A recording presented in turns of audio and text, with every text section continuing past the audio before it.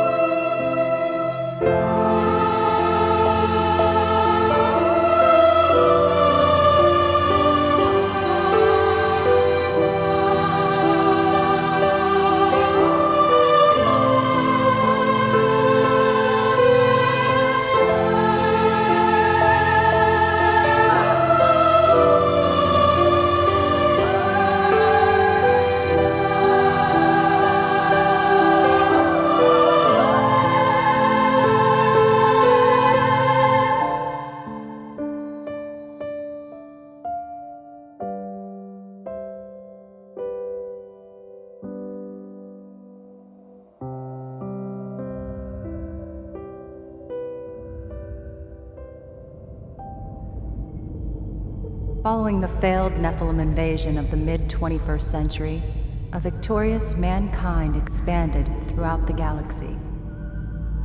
By the late 25th century, mankind had split into two distinct species, the Homo sapiens and the genetically superior Homo technis, known also as the constructs. With each passing generation, Homo sapien numbers dwindled, until the year 2820, when only a handful of small human colonies remained.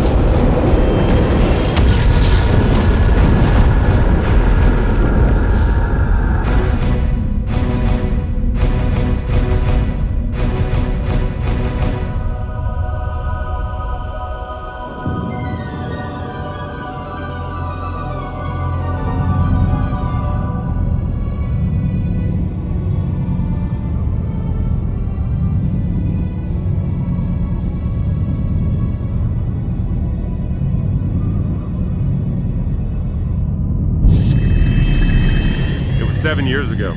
When the Construct League were taking over, I went to their old museum where they were having an auction. Really, no one was buying anything. That's when I saw the blue whale. Now, she was a sight. I'm surprised they would auction their most sacred relic.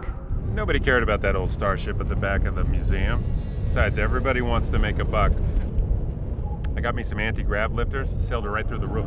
So how old is she? I don't know, I guess her hull can hold up to 10,000 years, but inside she's as sweet as a virgin on her honeymoon. 387 gave me the tour. Smelt pretty bad. Now, we're doing a complete refit. Engines first, then the interior. Thinking about a leopard skin motif. Never seen that on a starship, have you? Not with Arcturian military torpedoes. That's right. Also taken from the Pleiadian military surplus of 2822 along with 3 kilos She will of... be the fastest starship in the sector. No more Vega runs. Now, we're the big time.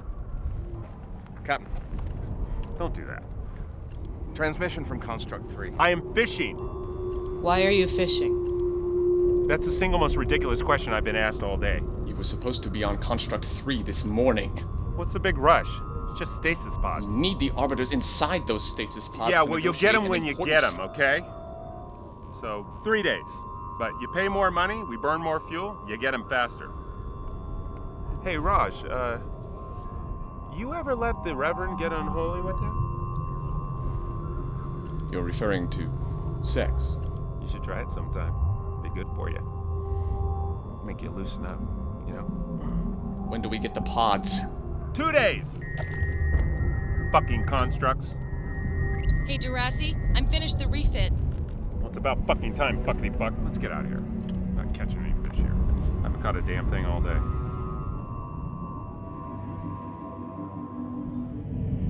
You done?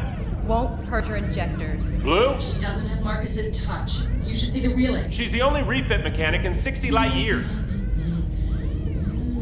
Look, she gets a little pissy because she's only happy when she flies. Yeah, get me back up there. You heard about the attacks? I don't care. 3 human worlds were Always torched. a war somewhere. Job's done. Do your final checks and go. I heard it was the Nephilim, Nepha who? another human hybrid. They added some old alien DNA to their system. Very dangerous. Classified themselves Homo superior. Not interested in politics or half-breeds. Maybe you should be. To the bridge, Captain. That sounded like an order. Sorry. I'm sorry, what'd you call me? Captain, Right, yeah, see, I'm the captain. I give the orders and you follow them. you need... Look, I know I made you look good in front of your clone buddies, but on this ship you It's listen- She-Tac. She-Tac? It's her, and she says that she needs... Well, that's fine. Why don't you patch it through to my cabin, okay? And you make sure you check all the core relays before you leave.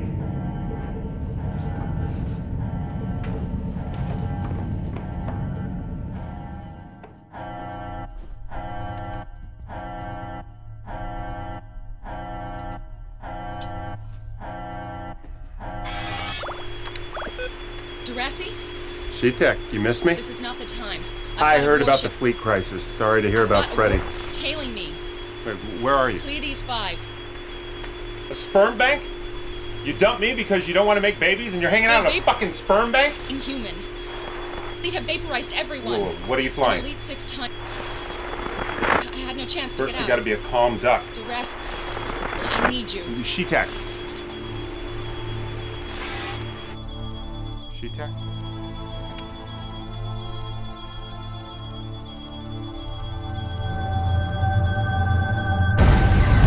Asswipe! Pleiades system. But we have to go to Construct... She needs us. Blue, you ready to go? Engines coming up.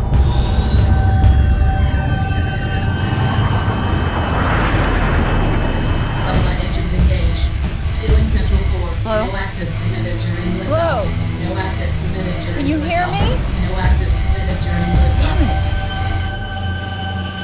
it. 387's a hero.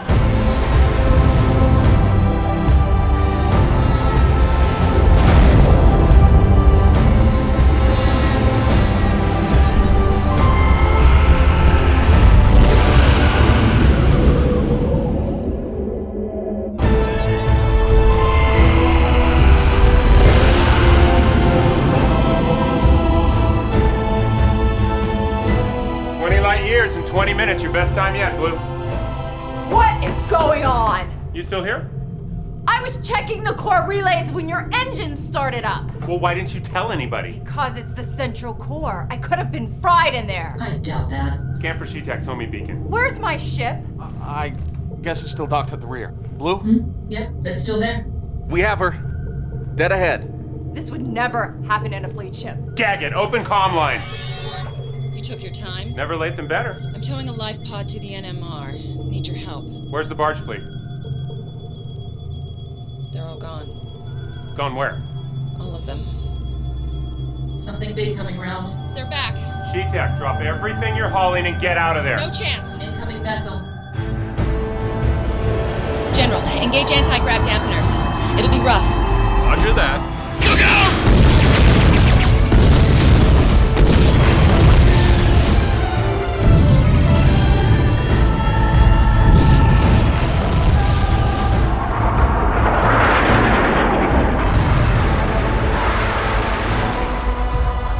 I'm going down. We're coming. Blue, load the torpedoes. Which ones? The illegal one. What? Oh no. Torpedoes armed. Say hello to Jesus for me.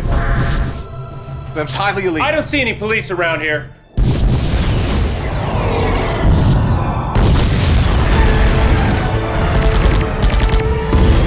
Losing lateral thrusters.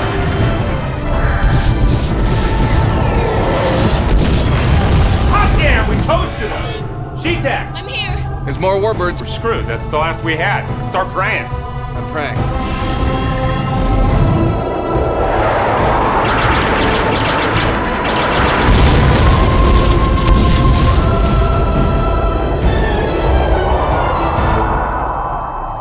Status. Lower atmosphere with one warbird in pursuit. We're going down there. No way.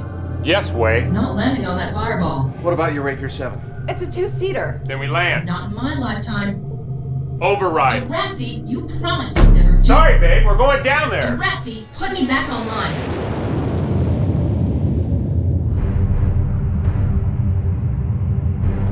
Got that? What is this? Now, don't shoot unless it's running. Got it. At you. Right. Don't want to add murder to the list. Oh, shut up.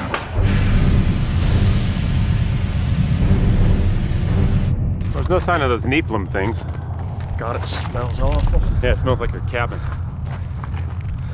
This was the ocean. Do you think so, Professor? If I was captain, I'd want to get as far away from here as I could. Well, you're not captain, so don't go trying to think. I don't like it. You know what?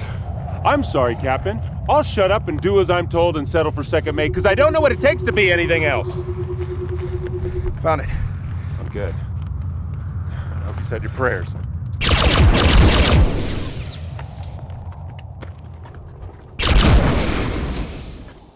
Come on, grow a set, will ya?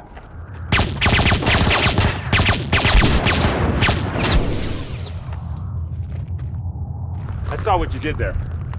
What? You pointed the gun at me. I pointed here. Yeah, you pointed it at me. Clones.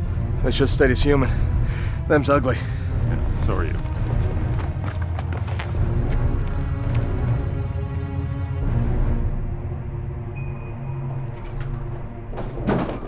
Whoa! We're human! He's not.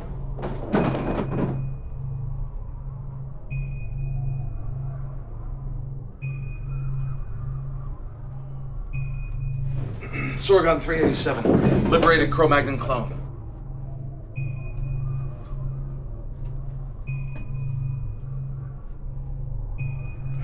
Thought you were all exterminated. Well, we found a little hiding place near Vega. It's not hidden if you keep telling everyone about it. Get your hands off my coat. So, where's Shetek? Your shuttle pilot, the one who's hauling you out of here?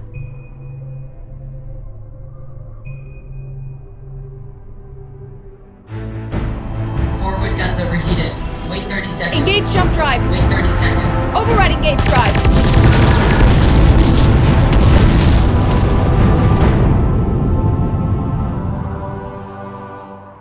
You upset? Get back inside. You hadn't seen her in over 7 years. Yeah. Look, Captain, look. What the fuck do you know?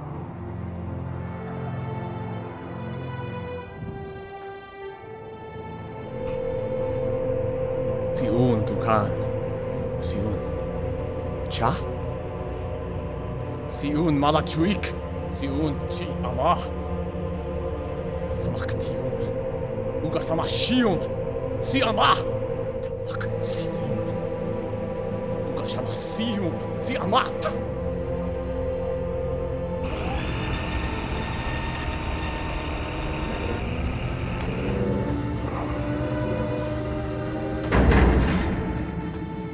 What happened to you?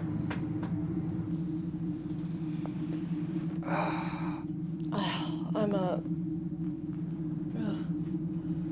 You moron. Get the schoolgirl out of here. My name is Alicia. What? Alicia. Class A breeder, Alicia.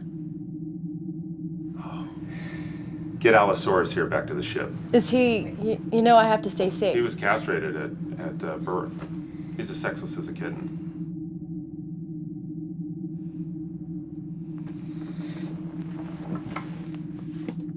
Mr. Twinkle. Oh, he nearly left you behind, Mr. Twinkle.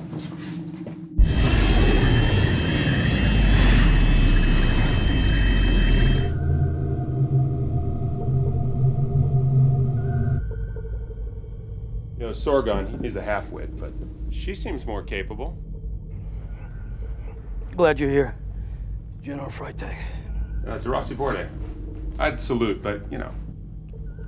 The Durasi Borde from the Pleiadian offensive. Look, that was a lifetime ago for me. So... Heard you lived a life of petty crime after your court-martial. Look, I didn't come... That offensive was nothing more than a massacre. Well, we all make mistakes, old man. Smart. You live in Vega, huh? 7 years. No humans there. Hear anything from the other colonies? There are no other colonies. Well, yes, They're all gone. All of them. They used biobot infiltrators. Put them in place years ago. And they gave the signal. We couldn't even get a fleet up. Everything is gone. It's a matter of days. Look, there's got to be someone somewhere. I'm here. We searched for months. Pleiades is it. Not even a distress beacon. Oh, well, the constructs. In fact, I'm taking a group of them in stasis back to their homeworld. Should be safe. Our Homo Technis friends formed an alliance with the Nephilim. You go there, you'll be executed. I got a contract. Sorry, I'm under league protection. Listen up, ostrich boy. The original Nephilim go back millions of years. Like the constructs, and want us all dead.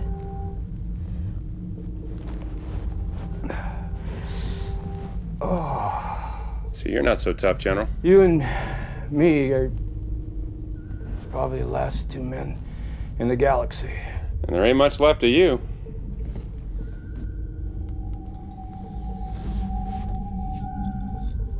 That, Alicia? She your daughter? She's the last we have. I'm disgusted. A man of your breeding. Get your claws on her. But you and her may be... You're hallucinating. You have no choice but to give her a child.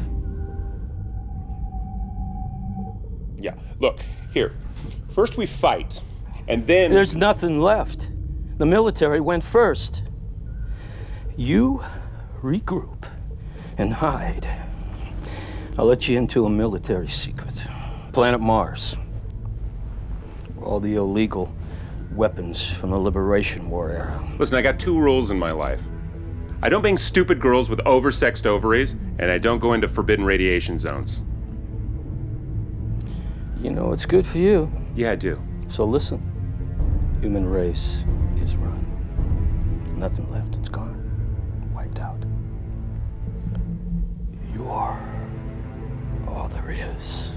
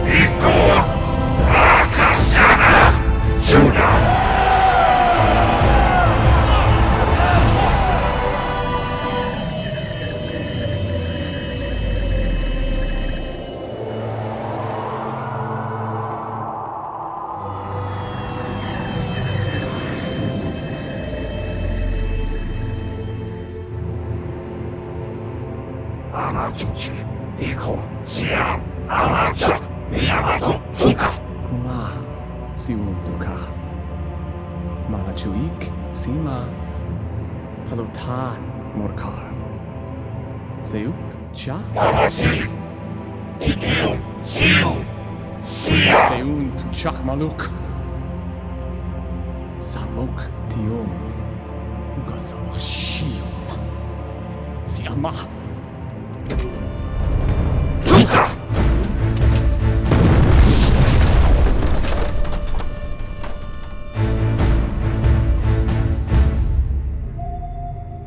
Everyone's dead?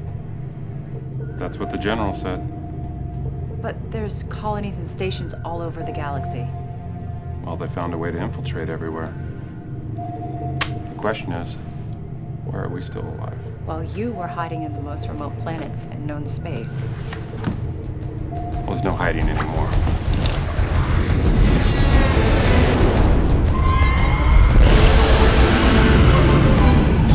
Fucking constructs! Move it, Blue! We're going pretty fast.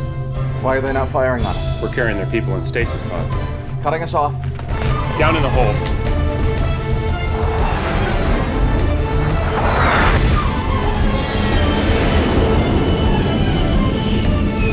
Hey, ready? Yes, Captain. Dump the cargo.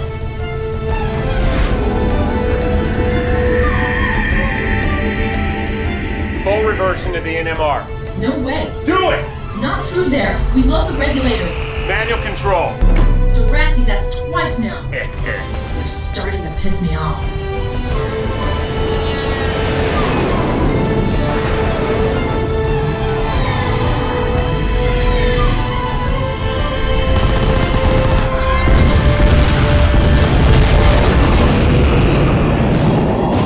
Regulators 3 and 5 are blown.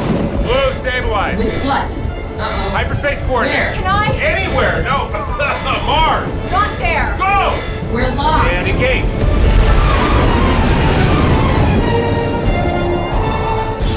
That was tight. That was tight? That was tight? Jesus Christ, rescue. They blew the NMR. No shit, Captain Obvious. Go fix the regulators. I am not a part of your crew. You are now. Blue, how you doing? After all that, I'm not going to get as far. Mutiny? The injectors are clogged, the regulators are blown, and we're venting from the starboard engine. It's good you have your mechanic on board. Marcus was the mechanic. I need new You're nothing, but Can it? Blue, but we're lucky to have her. Apologize. I need new injectors. We make a stop at Finian's station, I can get you what you need. Is that okay? It's on the way. Next time we crew up with men.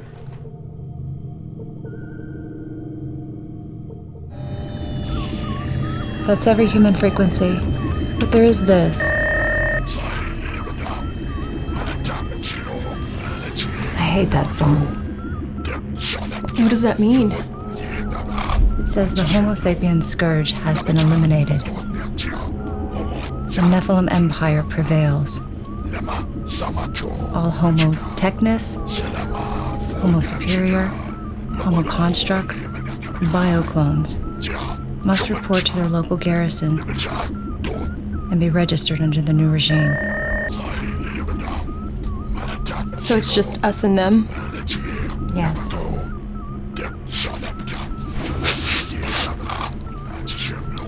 And Darasi? Yes.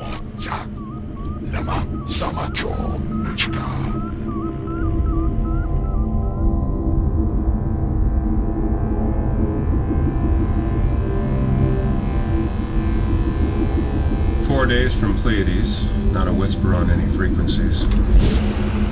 Chances of me having a beefy burger are slim. I've lost my taste for Georgia Deer. We're seeing construct ships in the distance. We're a day away from Mars. Let's just hope they have a beefy burger. Or at least a nice fishing hole.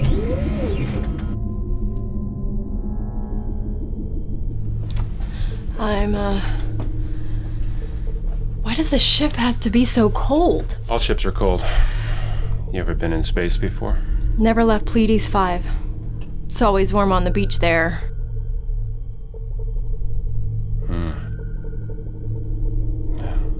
Sit.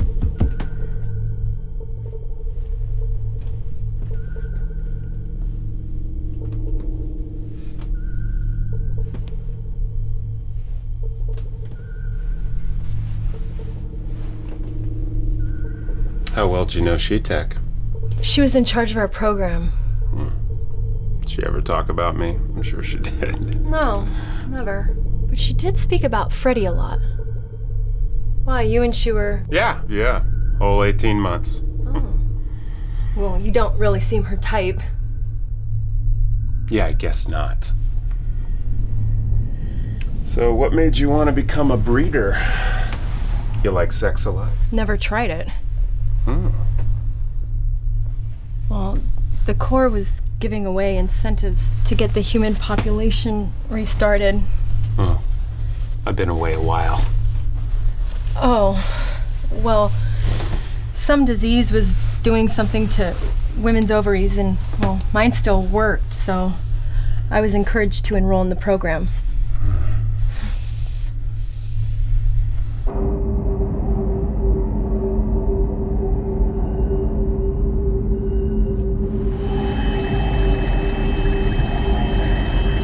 You're a mess.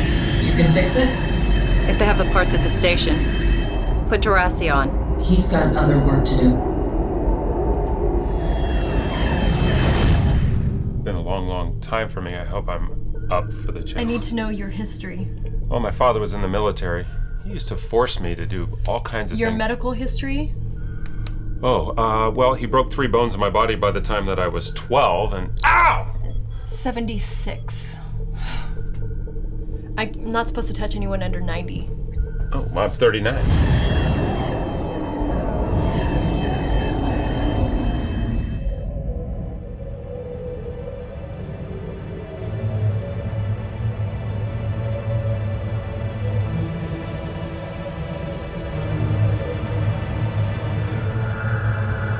Very nasty.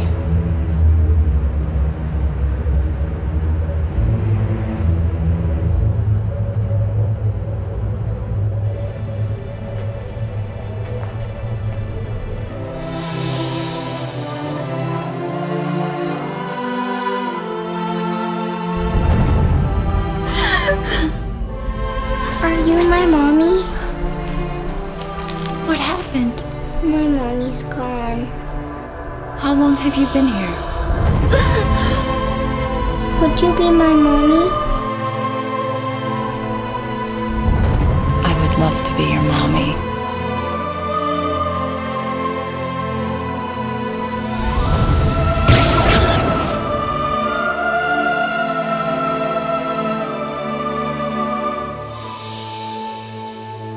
It's just a robot! It's just a fucking robot! Homo sapien, almost die. Homo skip, I'm ovulating. Oh, me too.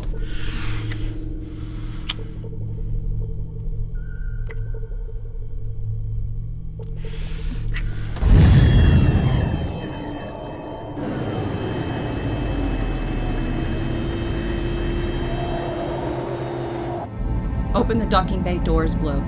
Sorry, Contessa. I can't do that. Open the fucking doors, Blue, or I blast you a new asshole!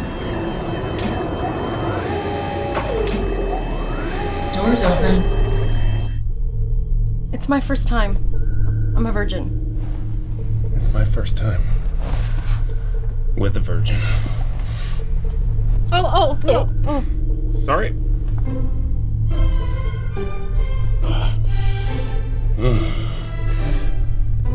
Oh, that's nice.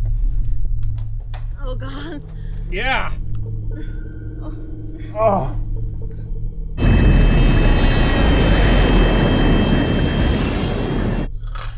Sorry, dozed off there for a bit.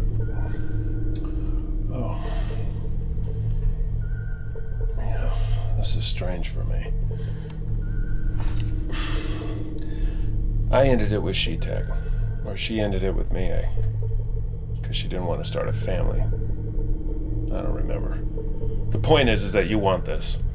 And I don't know if I'm ready to start a family. I mean, I want to, but not so fast. I want to get to know who you are. DeRossi. Oh, hey. She slipped out about 10 minutes ago. I know.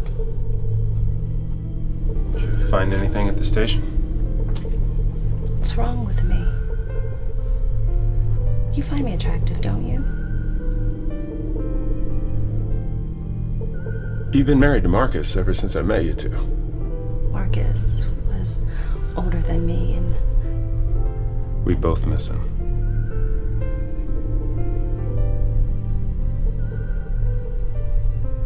I like the feeling of being in love. Okay. You? Marcus told me about the days before She-Tag. That was 20 years ago. Marcus ever take you fishing? Rintar tournament, 2833. Heaviest Chilean trout. I had 2824. 25.7 kilos. 28 kilos. Your arms are too small. You're skin and bones. DeRossi. You like me?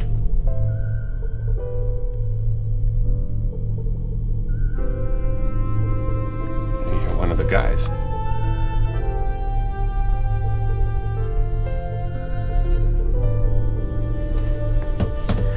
I have a girlfriend. Besides, I'm all spent.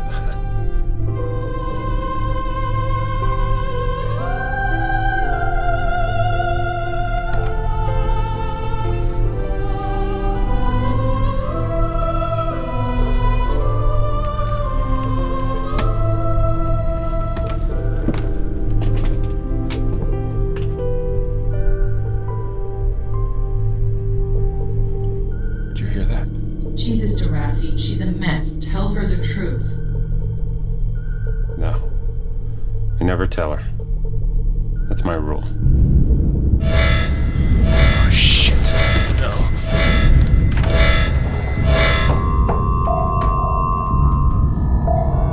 Not good. Not good. Open fire. With what? I brought you a gift. Are you insane? Send me out there and I can blast a hole in their hull. Incoming transmission. There's a reason they don't use these anymore. Because they work? I said incoming transmission. I've been around these babies before, and they're prone to, explode without being primed. What do I respond with? Ask him what the recipe is for trillion trout. I don't give a shit. On screen. Captain, you're ordered to stand down and be We already dumped your stasis pods. Go away. The whole galaxy is after you. We just want to put an end to it. How about I give you your deposit back? Will that make you feel better, huh, Missy? You have no weapons aboard your ship. Yeah, but we're faster than you are. Krondisar. Why don't you sit on this and spin, you squealing pig? Do what she says, Captain. He's one of you? They left me no choice. You and them. 5 years of service, and this is how you repay me? Shut up! Pig master. Monkey brains. What? Okay, you're together, so what do you want from me? Our stolen ship. We believe the core system contains the DNA codex of an ancient, full-blooded Nephilim overlord. They need this to be immortal, and they share it with You're us. a freaking puppet. Do it! Like my new toy? Screen off! You know what? You're gonna have to learn how to respect your captain. Thank you.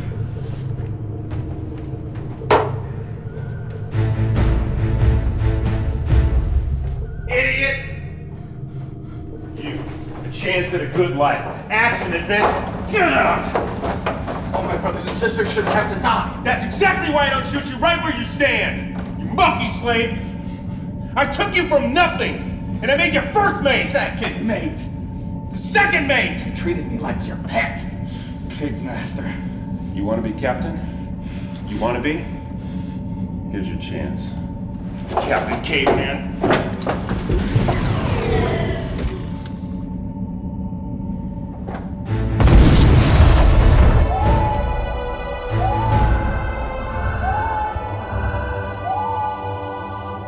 Sorry, Captain.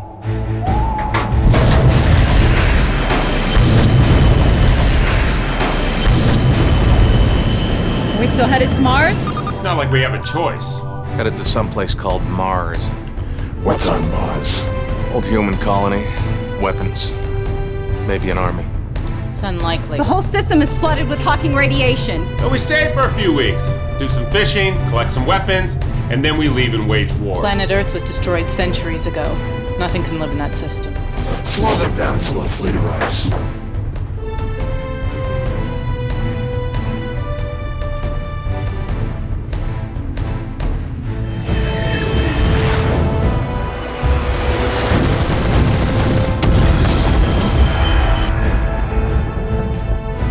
Did you threaten 387 with a tactical nuclear weapon? Oh, hey! Where you been? I was tired. Oh. Don't like this, Captain. We're venting plasma from the starboard engine. Why don't you try igniting the plasma?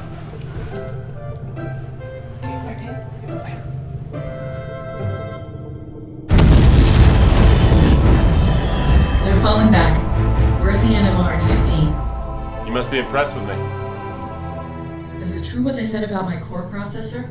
Nah, it's called Starship Envy. You're still the fastest bitch in the galaxy. Darcy, What? can I speak with you in private? Later. No, now. Oh. Wait! Come.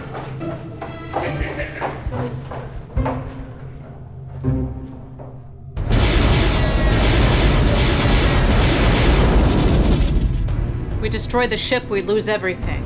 Our fleet will be here soon with them satellites. Her starboard engine is weak. Small strikes will eventually crack the casing. She'll be slow and easy to catch. We destroy her, we destroy your planet. Look, if you got a rash or something, it's not me, because I'm clean. Have some Jojo beer. Probably the last in existence. Ooh, it doesn't taste like beer. Yeah, I made it myself. Wow. Yeah, last night was pretty special. Well, I was actually expecting a little more fireworks. Well, you got some now. I just don't feel it with you. Well, you felt something. Look, this whole kissing stuff, like you're my boyfriend, it's not what I signed up for. Maybe we should try again. No. Actually, I have a full sample of your sperm stowed away. Yeah, you We do. really don't need to be having sex anymore. I have samples of ovaries and I have Sheetax eggs. I can mix and match, make many different things. We need that for a healthy gene pool. Can you clone Sheetac? Not without a full cloning facility, though. And there's none of those around. Buddy, she's moved on. Drink up.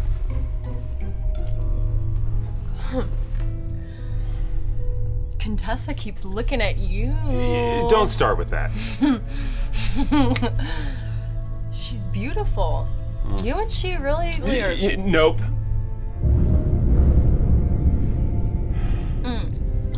Is she your sister or something? She's married to my mechanic. Was. He's dead now. Oh. Do you have a ghost watching over you? I'll tell you something, but you can't tell anybody. You swear? I swear.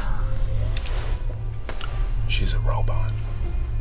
What? Yeah, she was a pleasure model, and he reprogrammed her.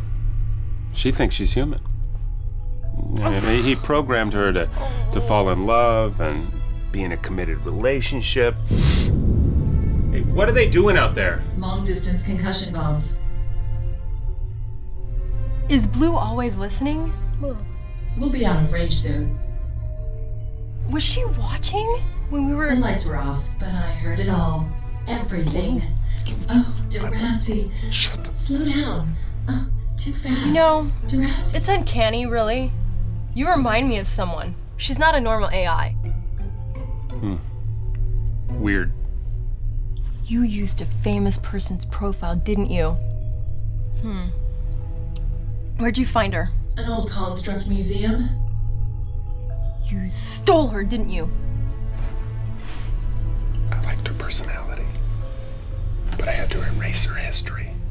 You know, girl with baggage, you know. You did what? Nothing. What happened to my old personality? Well, it was, you know, you were too dominant. How much did you erase? Look, you were just a hull and a bioprocessor computer. Some of your parts were only to last 100,000 years. You're lucky I got you running again. Whose personality did you use? This is good. Stop. Jurassic? I use she tags. Oh, I knew it. Her? I had some downloaded memories from happier times. Give me a break. I thought if I fused you two together, you know. You butchered my personality with her. You evolved so much differently. Wait a second. If she's that old, then is she a Nephilim warship? An original?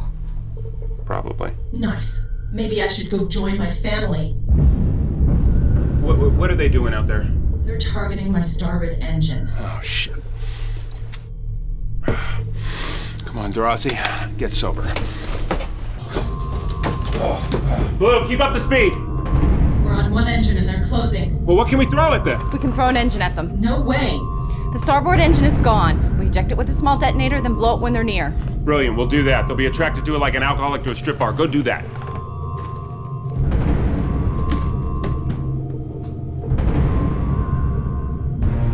Almost upon them. What are they doing? It worked. No.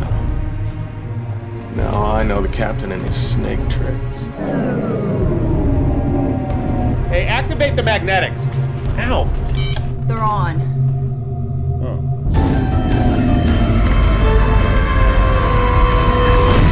It's coming to us! Shoot it down! Shields up.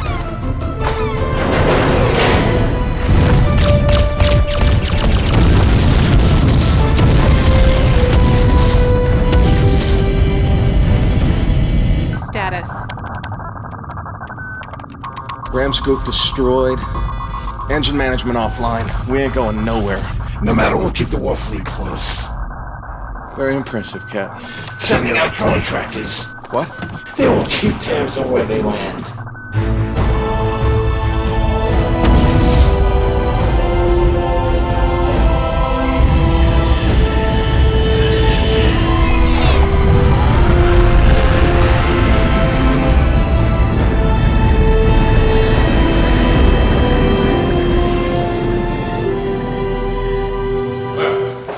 It'll be a landing of sorts. Can't say I'll be walking at the end of it. It's a personal shuttle, isn't it? It'll be a safer landing. You want me to blast the Nephilim warship before we land? And you stay hidden. It's mighty precious cargo you're carrying.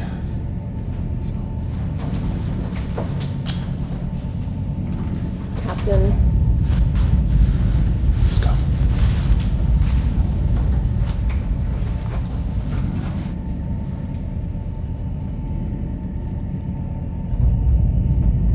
Time's wasting.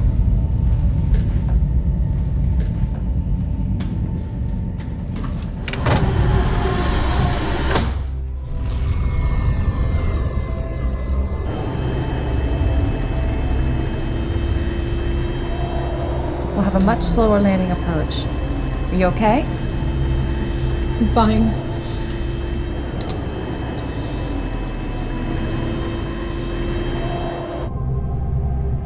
No fishing holes anywhere.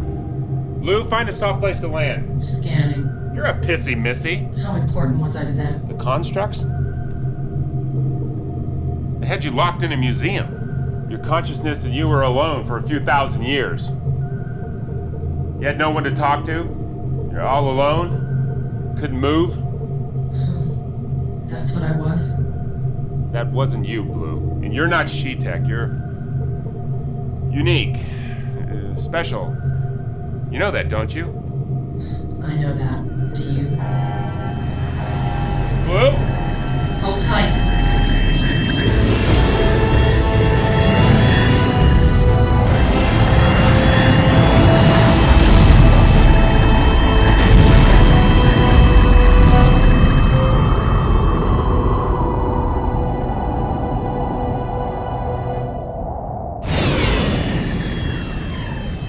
They down? Seem to be.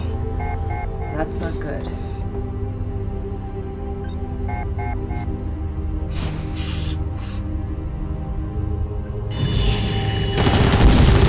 There are a lot of these. Are we landing soon? I can't stay in here. Why did you become a breeder? I couldn't get a job with the Corps, and I wanted to get away from home. How many babies did you sign up for? I could go as high as 10, and I'm contracted for 5. The pay was nearly the same for 5 as it was for 10. Maybe one day I'll enjoy it, but right now... Well, you are on your way to becoming pregnant. Never even been with a man. And? He's just not... I don't know what to expect, you know? I have samples of some of our greatest men, and DeRossi, he's...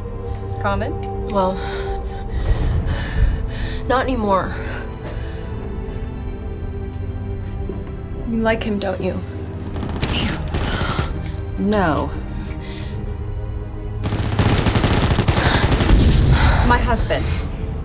He recently passed on, and I've been taken over. Oh, can we sit down somewhere? Listen to my story. Your story? That's funny. What do you want from life? I want to settle down with a man who loves me and have a family and... What? Fuck! You shouldn't think that. I can think and feel whatever I want. You have to... Alicia, what are you talking about? You're a fucking robot. What? You're a pleasure model. And your old husband reprogrammed you to think you're human. No, I'm human, I'm certain. Everyone on the ship knows you're a robot, except you. You just think you're a human. No. You can't make babies. I can. I have my periods. I bleed. I get pains. I have cramps. You're a biobot, designed to imitate humans in every way. That's the point. No. DeRossi told me. That's why he didn't want anything.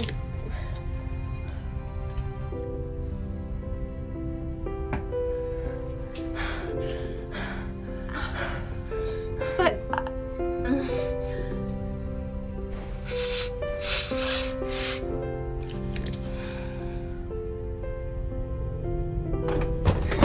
How far from the military dump? 20 miles to the east. How's the air?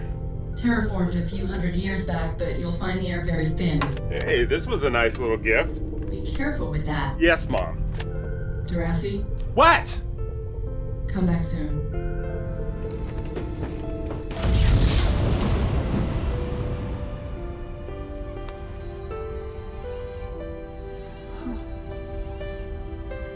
On Pleiades, we have beaches everywhere. Not really any land. Shallow waters. Open spaces. the water scares me.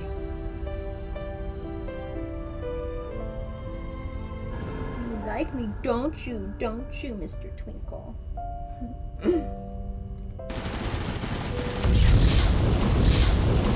That's the last there is. Mr. Twinkle carries sperm of 5 of our greatest minds.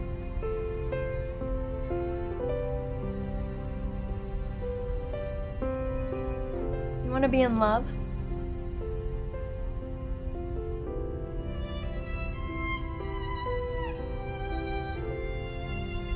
Maybe I'm programmed that way. My emotions are nothing.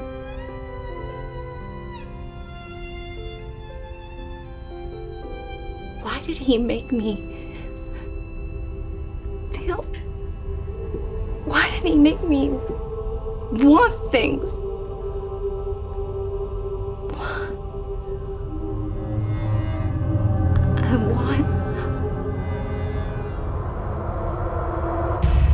I want to have it.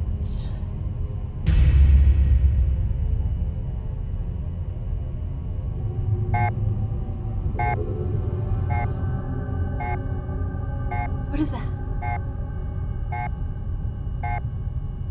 Bring back plenty of weapons. I'll do what I can. I love this thing. Woohoo!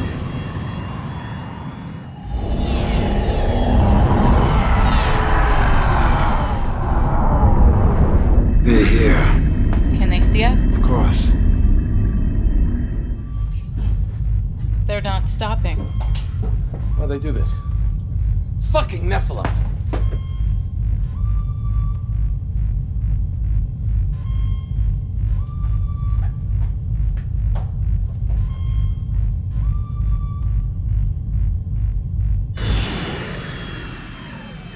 Are we gonna be shot from behind? They got bigger fish to fry.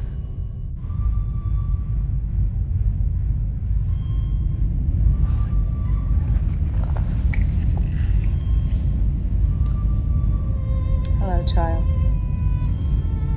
I ain't your child.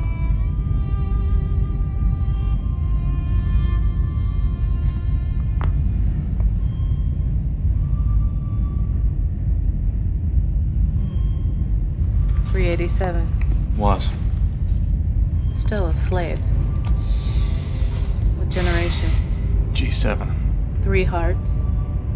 Bioplasmic skin, double density cranium. Lung filtered enhancements. You know this? Genetics programmer. After incubation, I was sold off across the colonies. 3 masters by the time I was 12. Bioseller came to Rintar and the captain bought me. When the G7 recall started, captain freed me. Second mate. At half pay. Who's the first mate?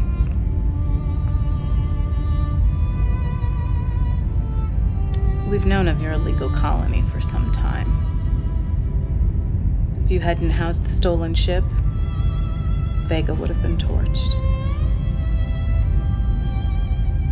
I've done things I regret. The captain deserved a lot of this.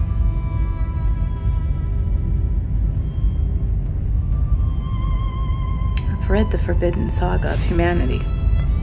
Reverend, that's punishable by death.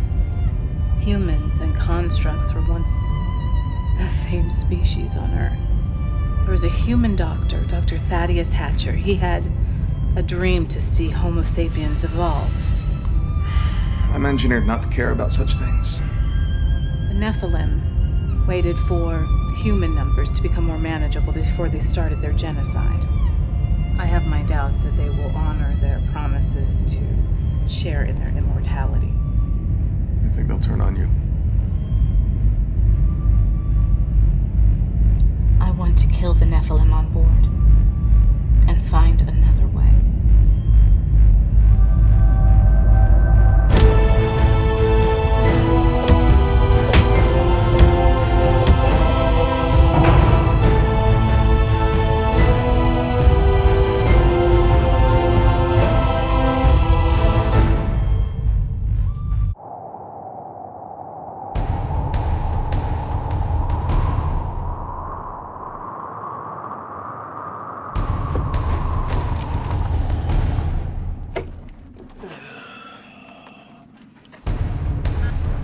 Dead ahead.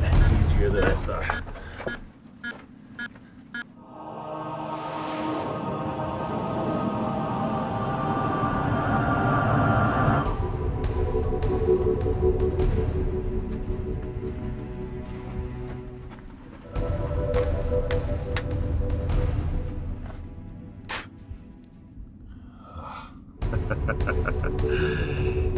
Yes.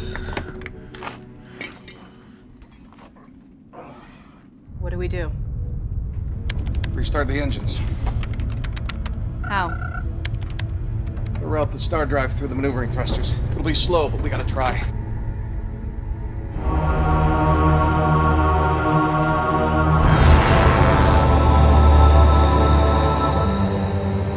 Hey, Blue, I got a surprise for you. Drosy. Hands off, lady. I'm a fucking robot. What? I'm sorry, it just... You knew all along and you said nothing to me? Okay, you're just a robot. Let go of him. At least I have a body. And if I kill you with the strength of a robot, it wouldn't be murder. Because I don't have a fucking soul. You seemed happy, and I needed you to fix the ship, so... Fuck you. I even fantasized about you. Really? About having a child with you and everything. What happened was that... Why'd you not tell me? Why? Marcus begged me not to tell you. Fuck! I wanted to be with you. Everybody wanted to be with you. Marcus gave you ovaries. If I slept with you, you could have got pregnant, and then you wouldn't... And then what? You would have made the robot happy? Oh, heaven forbid we make the robot happy. You got the little breeder here pregnant. Well, that was before there were so many, men around, and it had been a long time for me, so... There is a Nephilim warship about to land. That's fine, we got plenty of weapons here, so... You're gonna need a lot more than that. Fix the whale for me, so... Please. Is that an order? Yes. And if we don't get airborne, we'll all die, right? Yeah, that's the plan. Oh, well, what do I care? Because I'm just a machine without feelings. Trust me, you have feelings. They're here.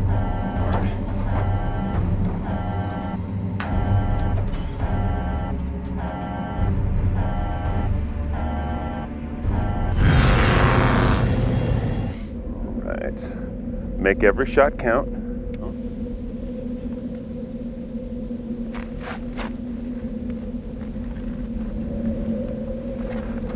right. Thanks. Okay. I know you've never seen a Nephilim warrior before. What is that? This is very fucking dangerous.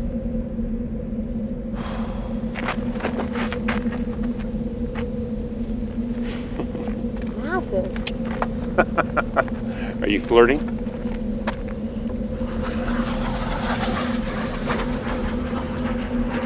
If you refitted me with the new engine casings, we wouldn't have this problem. Did you know I was a robot?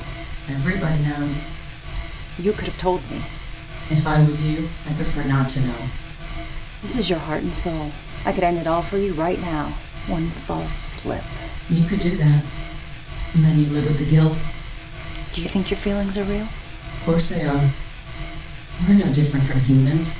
They have their DNA and its biological programming. Your advantage over mine is that you have a body. You can do things with your feelings.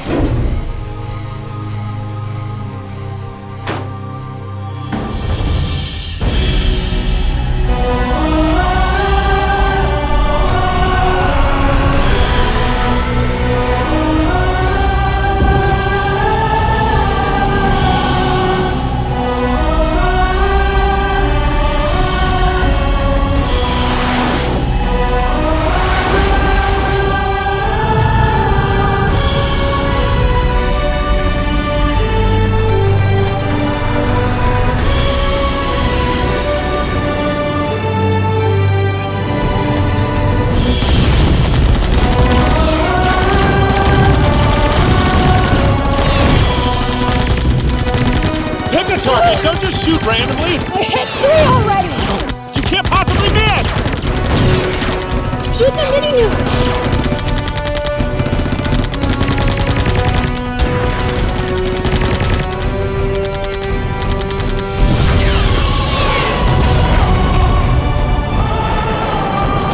Most impressive.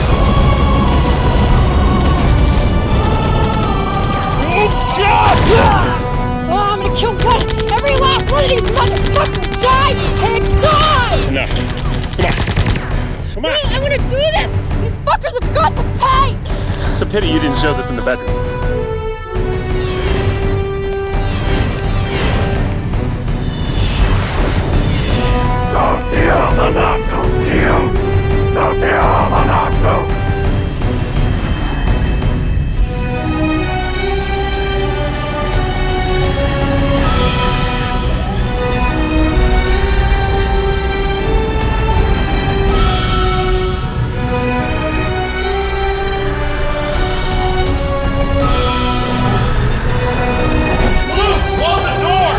No power, Jurassic. Contessa's rerouting.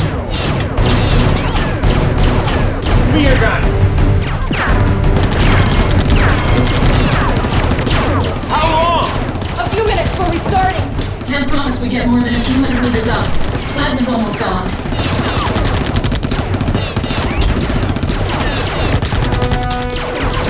You got enough to get off a couple of missiles? I've armed them for you. Get back! Both of you, take the Rapier 7, take it 20 miles east of here to the caves. That way you'll be safe. There's gonna be a lot of explosions coming off.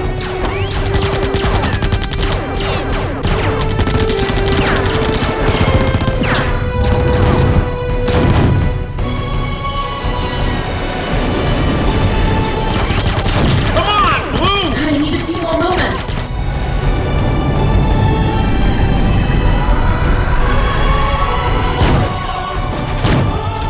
Rerouting plasma conduit. Empty. Close the doors, Blue!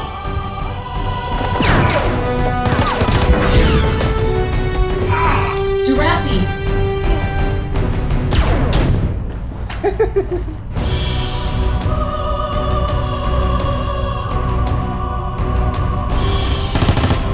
Jurassic. Lascia CMTP arcia!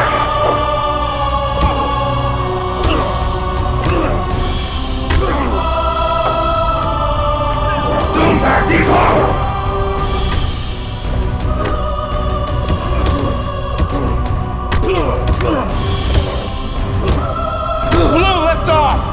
Not enough power. You humans keep us from our immortality.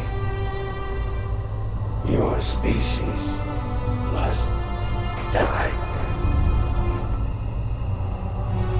You guys sure are ugly.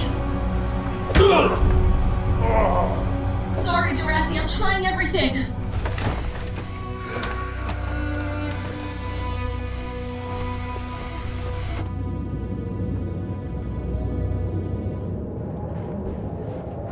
We're gonna stay here and stay safe. I'm safe. I'm no fucking robot.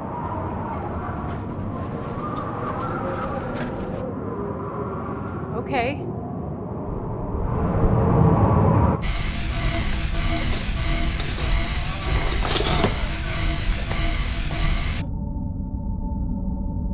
They're in my central core. What can I do? Stop them!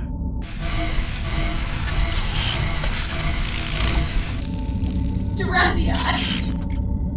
Blue? Blue, you talk to me.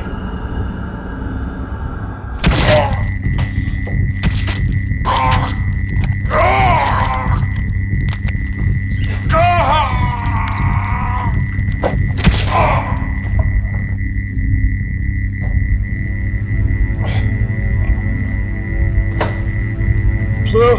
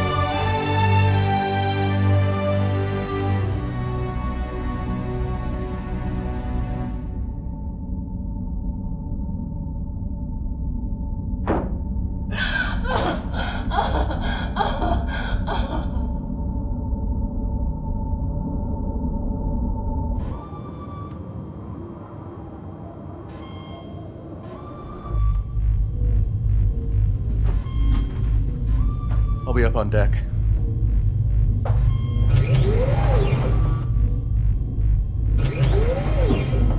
Get off the ship! You want to die now? You are a conniving race of cowards. Billions of constructs are still alive because of my conniving. But there are better ways to win a war.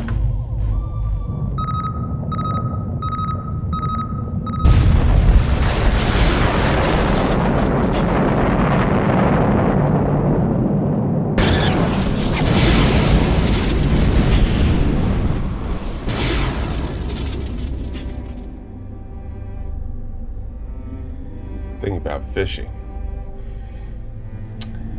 it's not just about patience. It's a strategy against the fish. First you have to lure them onto the hook. And then once you get him, you have to keep him. Wear him out before you bring him in.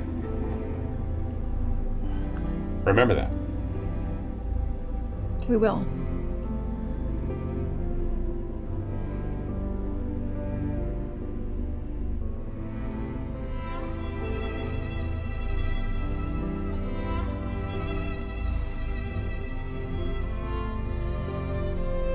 I'm too young to have a baby. Well, so am I.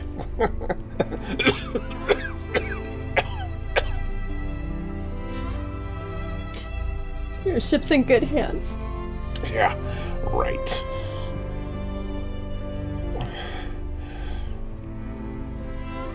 Can you get Blue online?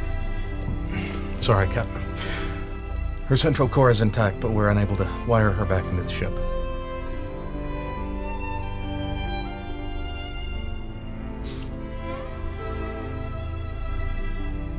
Contessa says Where's that little flower? We found a large stash of old missiles. she's out dealing with the remains of the Nephilim. She's got quite a temper on her.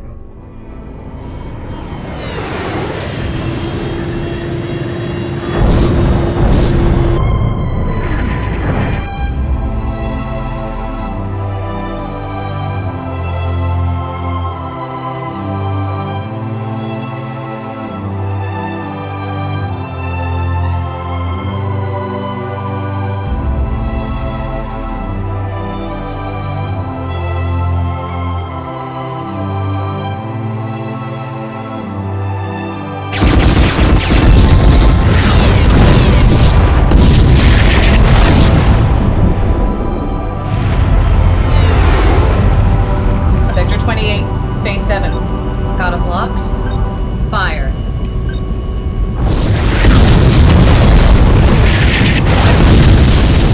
You better get back.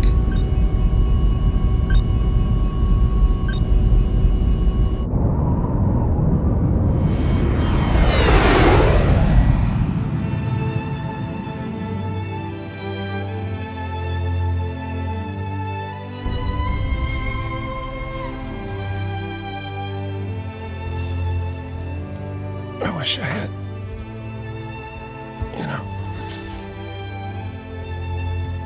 I would have liked to. Oh,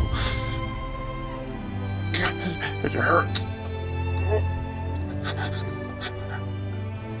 I wish that.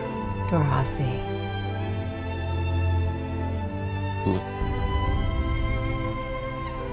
Blue?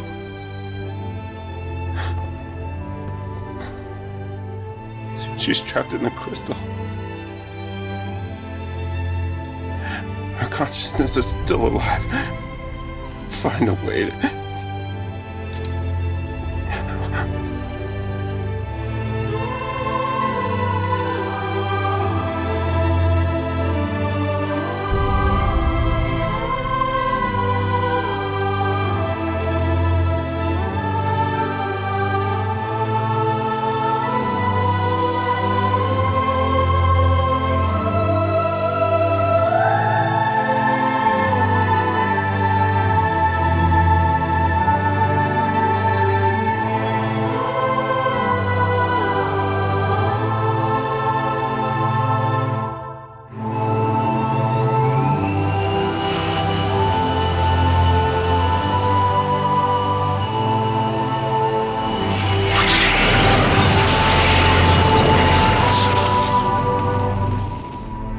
With the loss of their fleet, the Nephilim Empire was left in disarray, but prejudice towards Homo sapiens would continue for years.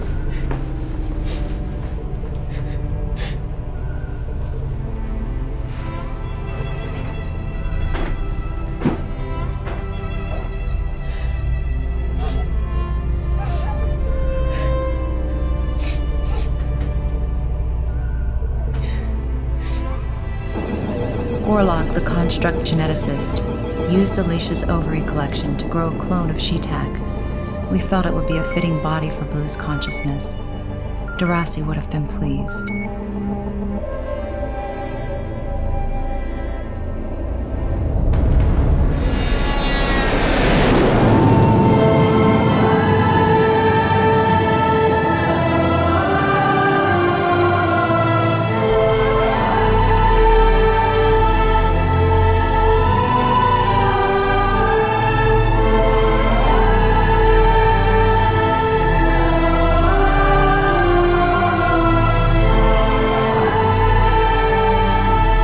We traversed 2 galaxies before we came upon a new home, a birthplace for a new humanity.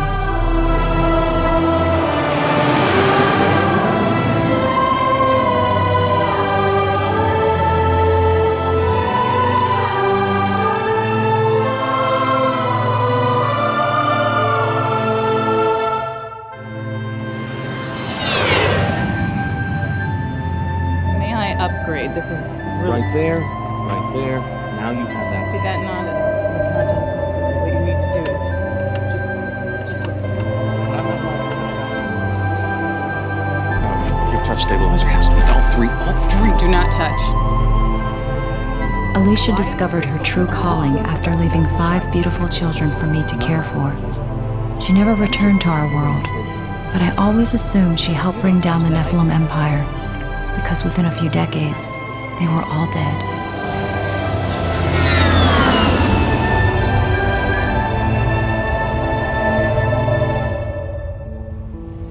Alicia's sperm sample gave me a beautiful son. She never told me the identity of the donor, but I know it was Darasi. Our new home is strange, and fishing is now our way of life. We're happy here, but part of me misses Darasi. His ways were often wrong, but he was a man, and he lived as a man should. I hope my son grows up to be nothing like his father, but sometimes I hope he is just the same.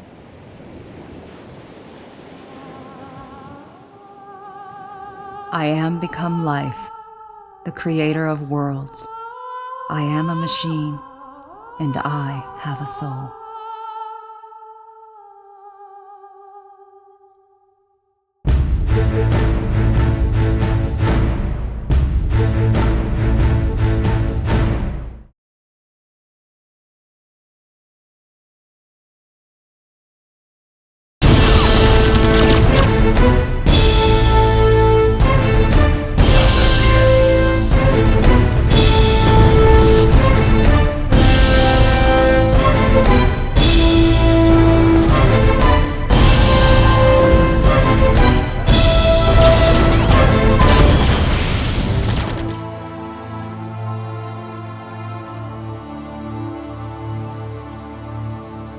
Humanity's End started out in 1994. I'd just written my first novel, The Journey Home, and I decided to write another story about a guy, Darasi Vorde. It was kind of more of a Battlestar Galactica type thing. They were searching for a new home, and they came across the moon drifting in space. They didn't know what it was. They'd heard about a place called Earth, and they investigated it and followed their way to the Earth. And when they got to Earth, they found out that all the Caucasian people had been ejected from the planet, maybe 1,000 years before. There was a big race war, and the Asian and the black people had kicked off the Caucasians from the Earth because the Caucasian people had created a disease that would, was specific to race. So it was kind of a anti-racism story originally. I think it's a very well-written script, and the story is beautiful and needs to be told, and it's an interesting way that they're telling the story. My character has just a lot of, everyday people in him. He's not the normal hero that you're going to see. He doesn't want to be a hero. Bipolar Armageddon was a much smaller, tiny film. We shot that in upstate New York. And also Nephilim, which I guess was the original start of the whole story about the Nephilim. Then Battlespace, my first big sci-fi film that I did, that was shot in Arizona. And we had a pretty small budget, and I think we originally had a huge budget, and it got cut into into almost nothing because somebody went broke at the time. And that was really probably what I considered to be his defining breakthrough into the science fiction field. His previous films were perhaps a little more horror orientated. We got that film done, and it started the whole adventure in space. And I guess Battlespace proved to me that I could make a science fiction film for almost no money and sell it. And some people like it, some people don't, and that's fine. It was then that Neil decided to mount a much larger and bigger scoped film with a higher budget, and this became what we now know as Humanity's End. And this was going to be bigger and better in all ways than his previous film.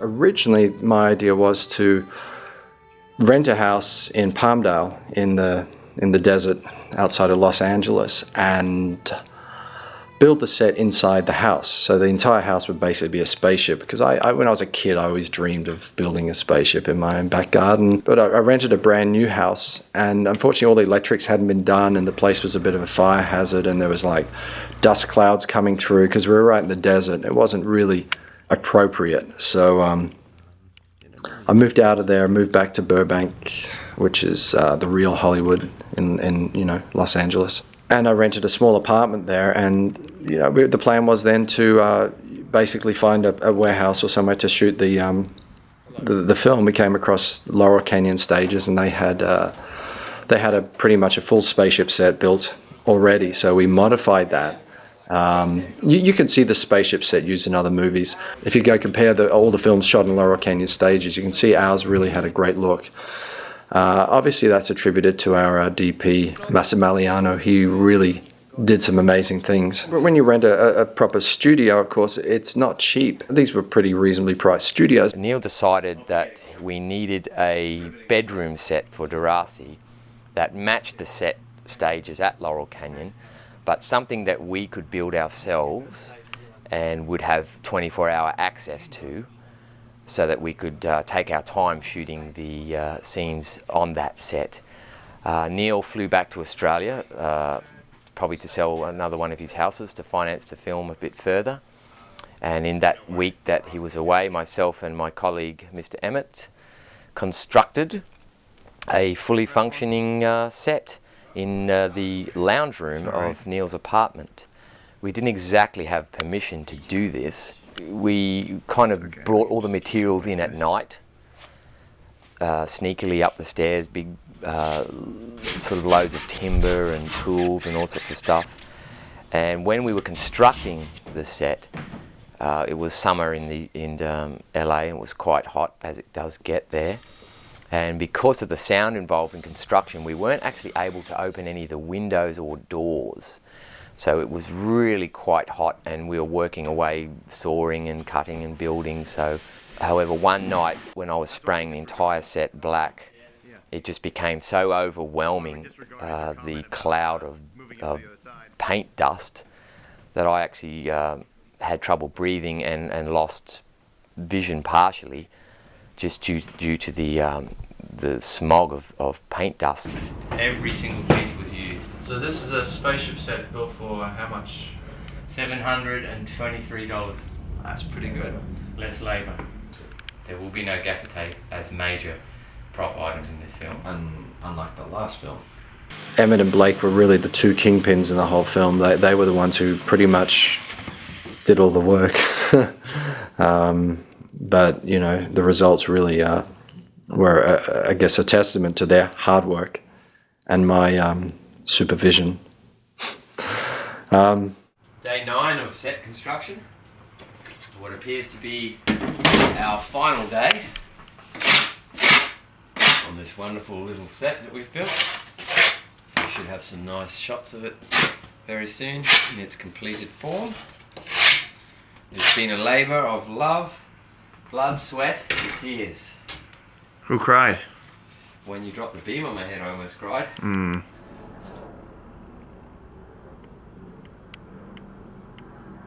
I guess without them, the film just would never have been even close to being as good. These guys saved my ass a couple of times over the years, and again on this film. The two of these guys together are like an army of 100.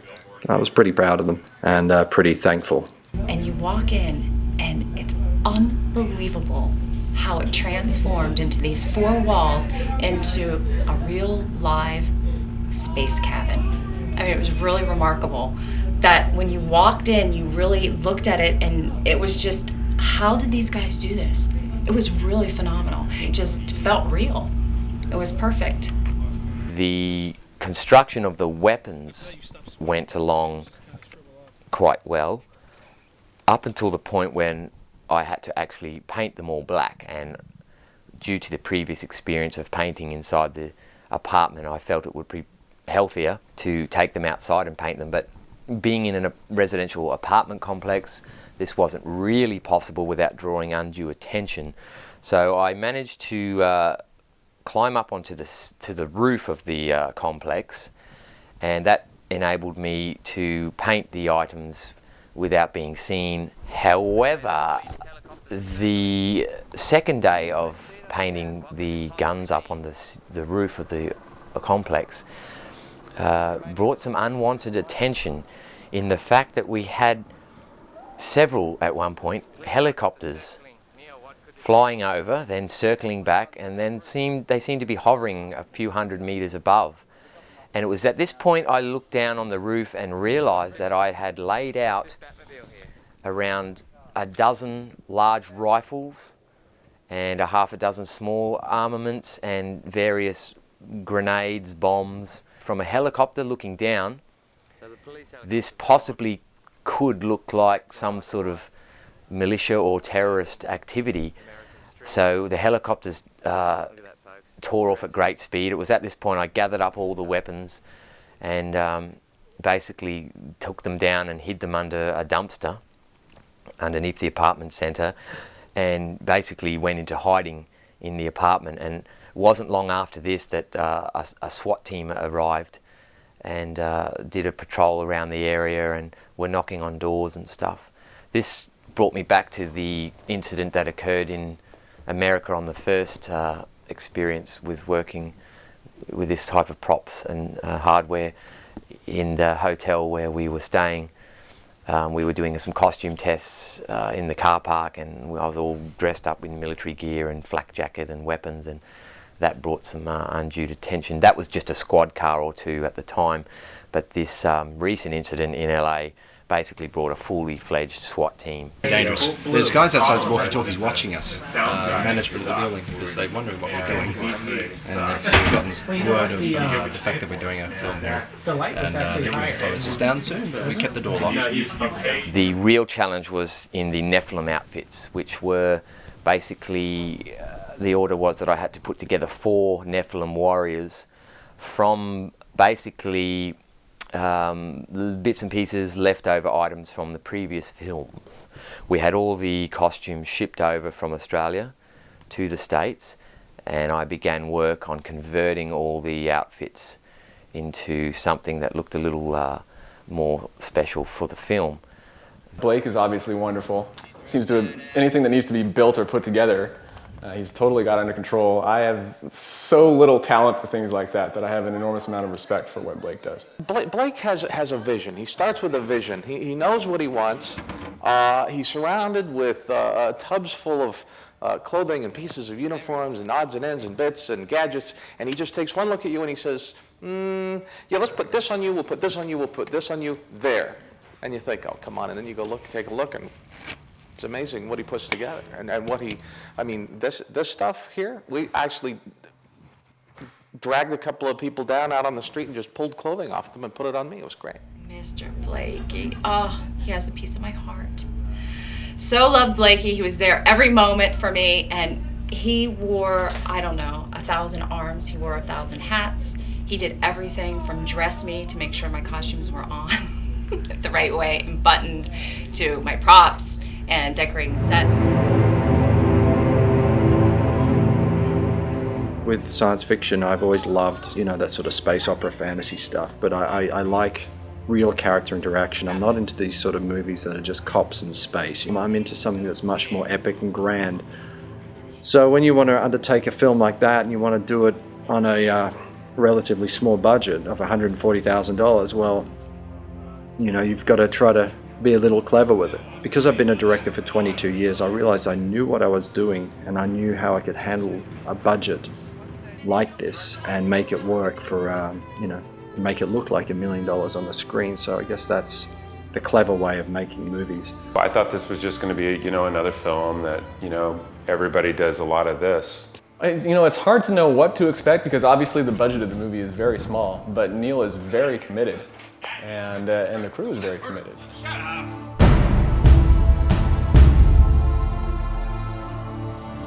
Going on location in the desert was really dusky and hot, but it was such a great experience. It felt like we were on another planet. There were two scenes that were difficult for me. The scene out in the desert was the first scene that we shot when I was fishing. That was the most difficult scene.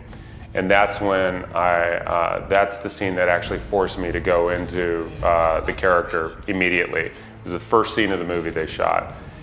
Because there were so many things going on. I'm talking to, it's not Jay Lene anymore, now I'm, Darasi Vorde, where I'm talking to a clone here and a clone there and a half-breed here, and I'm talking in my thing here, and I'm looking at a ship over there, and then I'm talking on this, hologram over here, and I have a relationship that's different with all these people, all within a few pages. And in this case, we were heading into the Mojave Desert. There were times we were heading up into Death Valley, Red Rock Canyon, some quite exotic locations. There was some very hot days out in the desert. Logistically, the film was very difficult to mount. When you're taking a whole group of people out on location, you've got to feed them, you've got to make sure they're comfortable, you've got to have facilities for them. There was a whole support crew we had. James Lacey, and I'd be doing makeup. Just walk past me, guys. The harshness of being out there without the security of having, tents around, because you couldn't put tents up because it was too windy, put us right into character. And, as Darasi, I'm a fisherman, so I'm just out there fishing. Nobody cared about that old spaceship at the back of the museum. Besides, everybody needs to make a buck. Welcome to another day in the desert. We're here in, I don't know where the fuck we are, but it's somewhere interesting, and somewhere in California. And we have permits today. It's the first time ever I've had it's not often I have permits. What's the worst experience you've had so far in this outfit, Todd? I took pieces of rock out of my arm for when I took the first death in the movie. And it was awesome. It was awesome, but I tell you what, a little painful. Air director? Yes, sir. How far are you bringing me up from? Like back here? Yeah.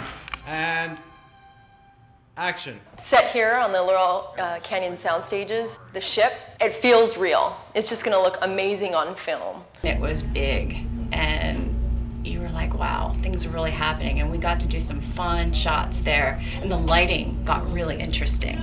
And we had a lot of smoke that we had a lot of fun with. Hey, Blue, I got a surprise for you. Ow! Oh, fuck! Hands off, lady. I'm a fucking robot!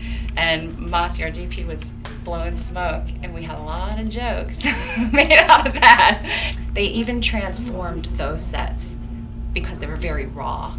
And these guys came in and just took them apart and just really made it believable. It went by so fast. We were just all enjoying ourselves so much.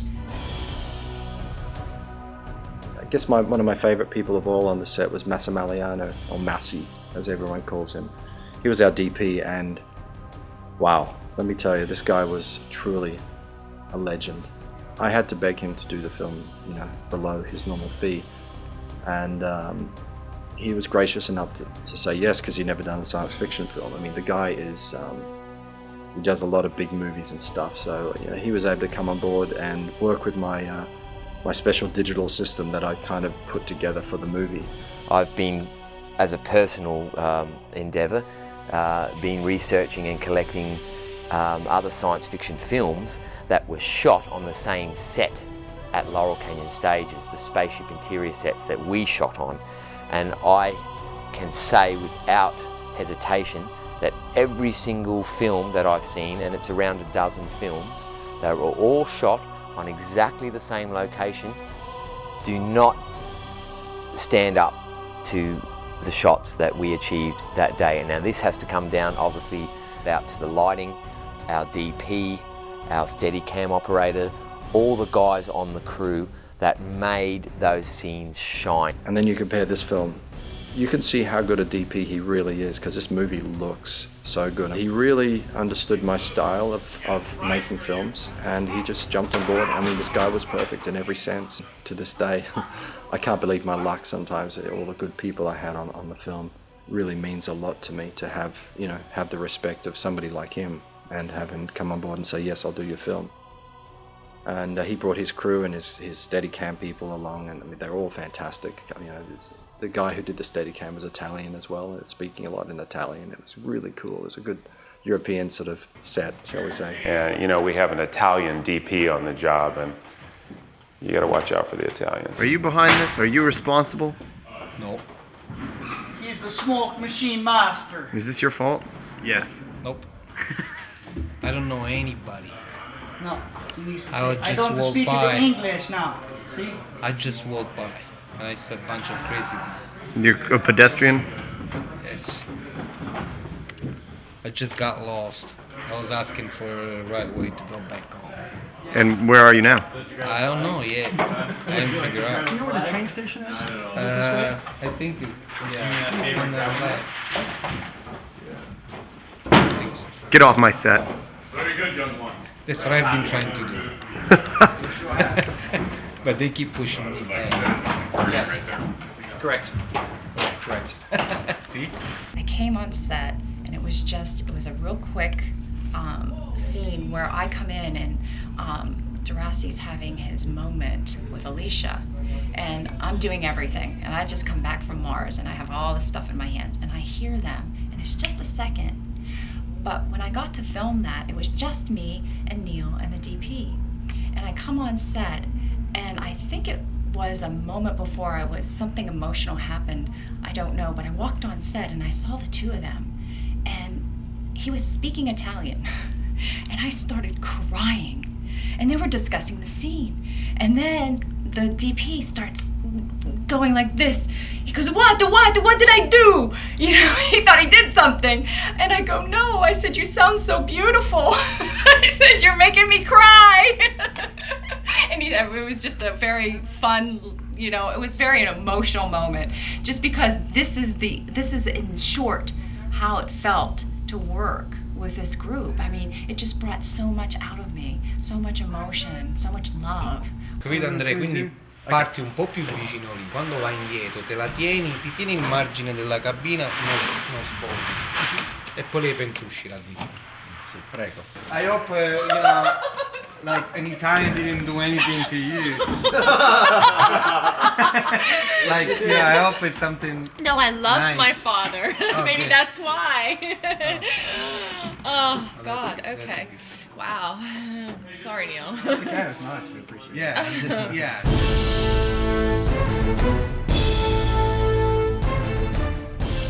Yeah, he's an ex-military guy.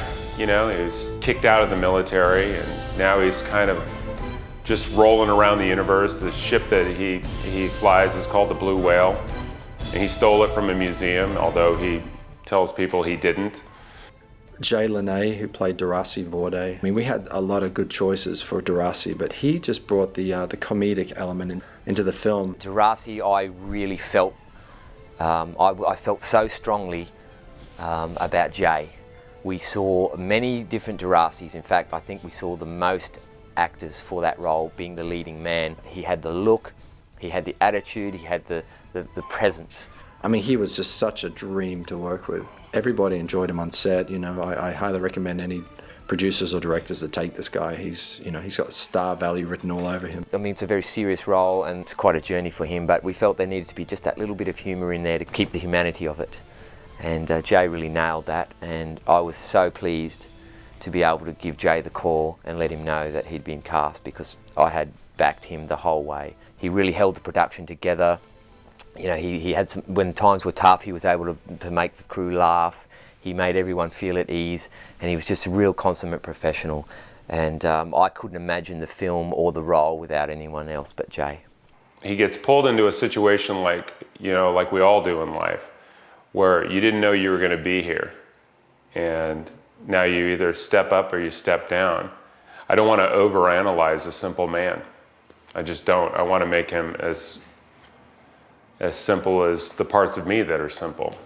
I ate a lot of donuts to prepare, you know, because he's not the normal Han Solo, really in good shape kind of hero. He's not preparing to be the hero. He's just a guy that gets pulled into a normal situation. It's like the heavy guy that's walking home from work one day and he sees a burning building. He doesn't want to go in there. He hasn't been preparing for it, but he goes in there and he maybe saves a few people. And I had gone to the director and I said, you know, you've got the F-bomb running all throughout the script, and it's almost like in 2800, that's the way they talk. They use the F word as if it was a second language.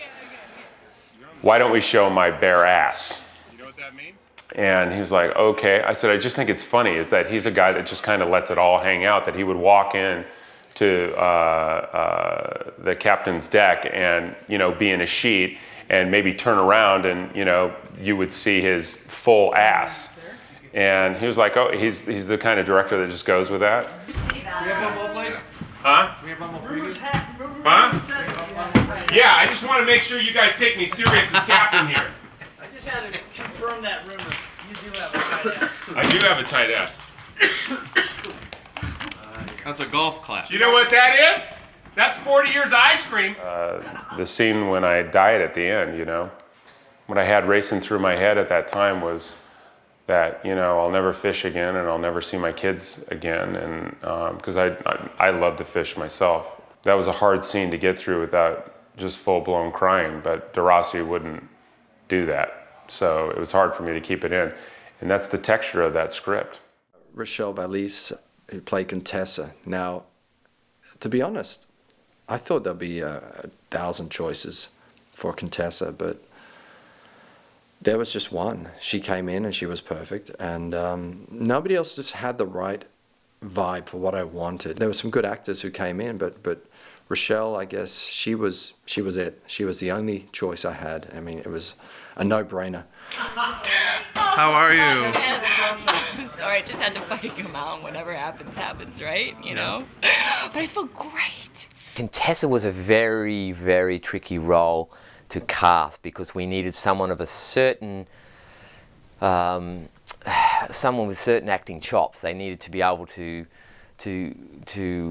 play a robot who didn't know they were a robot. They needed to bring some humanity to the role. We saw a lot of actresses from ex-strippers way up to more mature actresses who had long careers. No one felt quite right. There was a few people that we thought they could have possibly pulled off the part. We brought them in to read with Jay. They didn't quite have the chemistry that we were looking for. It was Rochelle who walked in on, I think, the last day of casting. And again, I had a feeling just about her look that she could possibly be right for the part. And I do remember running down the corridor to Neil just before I brought her through and saying, Neil, I think you should really take notice of this next one. I think this could be her. Is this the most emotional you've ever been acting? You know. Hey, where's my papa? Papa! No, but yes. Yeah. It was great for me because I got to have a little taste of everything. I got to have an emotional journey, which was really fun for me to show a tough side. I really enjoyed that. The character I play is a clone, number 387 of a relatively unsuccessful clone series. Will, who played Sorgon, he wasn't even scheduled to come in for the casting. He just turned up, and a friend of a friend. No way, Captain. Not at this speed. No, we're not entering at this speed. You have to time it perfect. You trust me on this? I'm willing. He was able to bring another dimension to the role that I guess we didn't expect to have. It was always my goal to do a science fiction film, and if it meant I had to shave my head to do it, by God, I was willing. I think people really identified with his character for some reason. I was very surprised at that. Kind of a natural yarmulke I could grow. He played it so well that people really empathized with the character, and I mean that's a testament to a great actor. He's also a famous disc jockey radio personality in San Diego. But Tanner's not playing the last man. No. He's playing a sort of a hybrid clone, so he's actually not playing a man in this. No. Which is rather fitting, I thought. Sorgon has been altered to be slightly less manly, as all clones are when they hit puberty. You have a lot of duos where you have a sidekick who kind of supports the superhero in a way, and this is similar to that. Only Sorgon is blatantly disrespected. He's a bit bumbling, and you never quite know where his motivations lie. Although he seems loyal to the captain, there are a few twists and turns. Cynthia Ikes, who played Alicia, now she was one of the last people we cast in the film, and I saw her at some acting recital, and she was really good. And she really brought a seriousness to the role, you know, which was nice. She has those beautiful eyes that you just get lost in. Again, a slightly difficult role because we needed someone young, but we needed someone not totally unaware of what was going on. I really connect to Alicia. There's so many different layers of Alicia. There's vulnerability, there's humor. I felt that it was a juicy role, and it was good for me, and Neil obviously felt the same way. Instead of going into it thinking, well, Alicia's got to save all of humanity, it's basically like a metaphor, as in, you know, saving myself in a way, and that's how I kind of dove into it. And so, you know, Alicia has many different layers, as does, you know, most people. She, you know, is very vulnerable, has been through a lot. I basically prepared by using as-ifs. If this was a certain situation that was going on in my life, how would I act as if this were the case?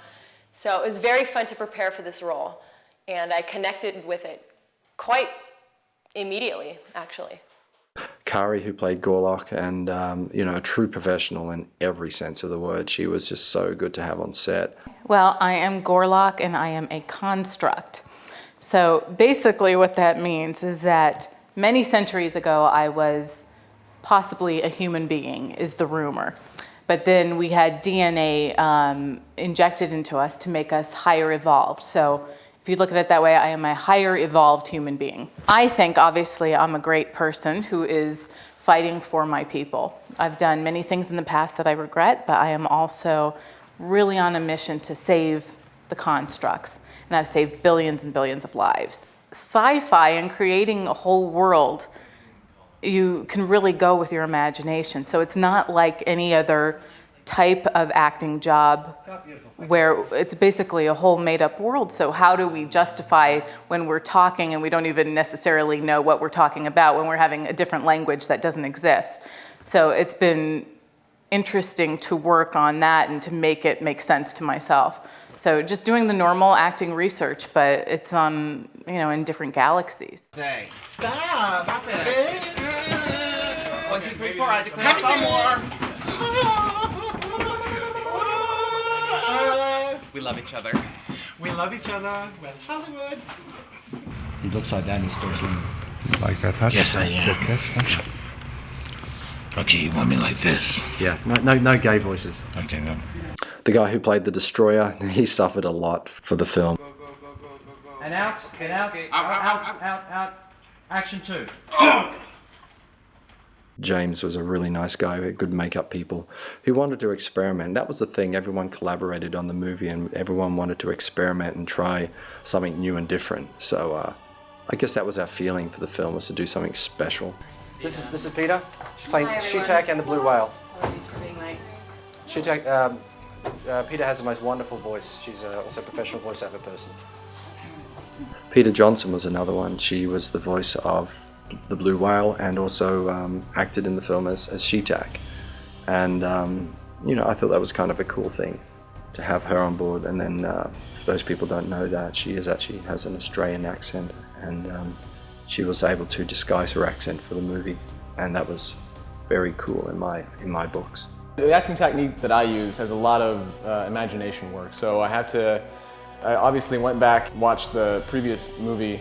I guess there's a couple of previous movies, but the one that was most recently in this universe called Battle Space, which involves the race of the constructs, which is what I am.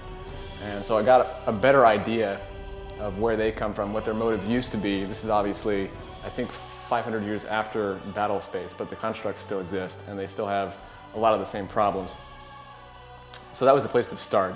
And then, of course, I had to imagine my own existence prior to this point, how I've come to know the Nephilim, probably through diplomatic negotiations and such things, and how we've decided to turn on the humans, basically, and wipe them out. So trying to get this imagined back history in my mind is sort of where it began.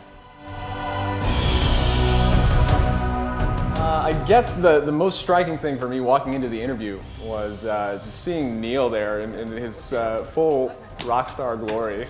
And I was thinking, this is pretty much the coolest guy I've ever seen in a casting situation. Most casting directors are not exactly fashionable, so it was kind of a shock, but it was a pleasant surprise when I walked into. He's actually a really good director.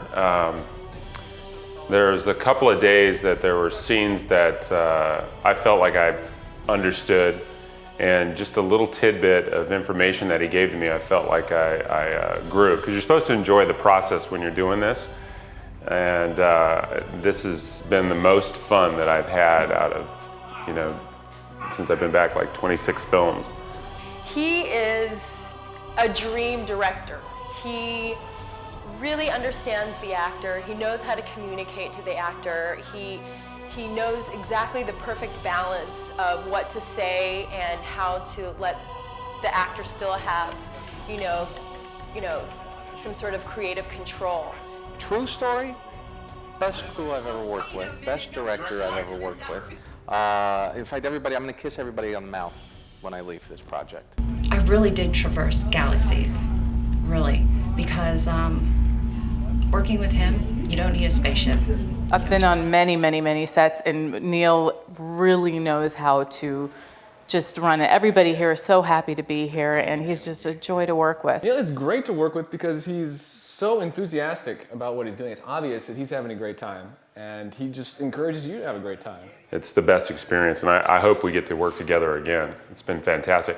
And the great thing about working with Neil is he knows when to direct and when to pull back and let things just create. And the good thing is he's letting me like improv a little bit here and there. In fact, he encourages it. Very, very talented, and seems to know exactly what he wants and has a clear vision of what it is that he wants. And I'm really, I feel fortunate to be working with him. Neil is amazing to work with for a few reasons. I worked with a lot of directors, and the thing about Neil is he gets both aspects of, a lot of directors are very technical, but maybe not so savvy when it comes to the acting craft itself. Some directors come from an acting background, and they don't always know what they want as far as getting a shot. And Neil knows it all. He's extremely multi-talented himself, and he's very generous to the actors as well, in that he understands what it is to try and find those moments on camera. And he guides, he gets what he wants, without pulling you out of the moment. And he's very, very good at that. I think he has a huge. I mean, I know he's done a lot of directing, but he's only begun to do what he's capable of. He's actually amazing on set. Okay, I'm going to tell you just a few simple things. It was fun and it was free. Neil didn't bog you down with directing you or over-directing you. He gave you such a freedom to allow you to explore whatever it is you wanted to explore. And then together, we all shaped it. And it was really quite phenomenal how that happened. So it was like magic. There was the whole shooting day where he wore no pants, which was odd. He didn't look bad in a little skirt. But, listen, he's a creative guy and he wants to do things his way. That's all right. This film was made with the belief that good filmmaking is made from the heart, and I hope people can see the difference between a film like this and some of the other low-budget science fiction films that are just done for money. This wasn't done for money. This was done because we wanted to make something that was special. I guess I wanted to make the type of film that I want to see, and that often is not made.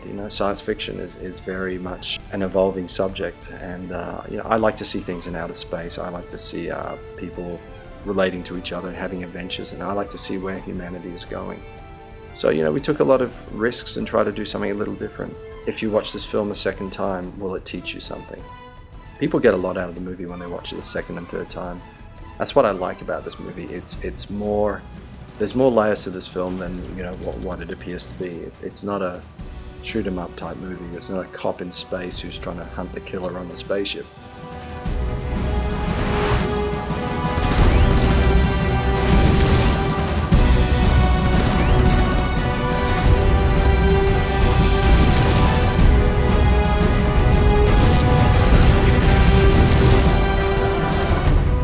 Humanity's end.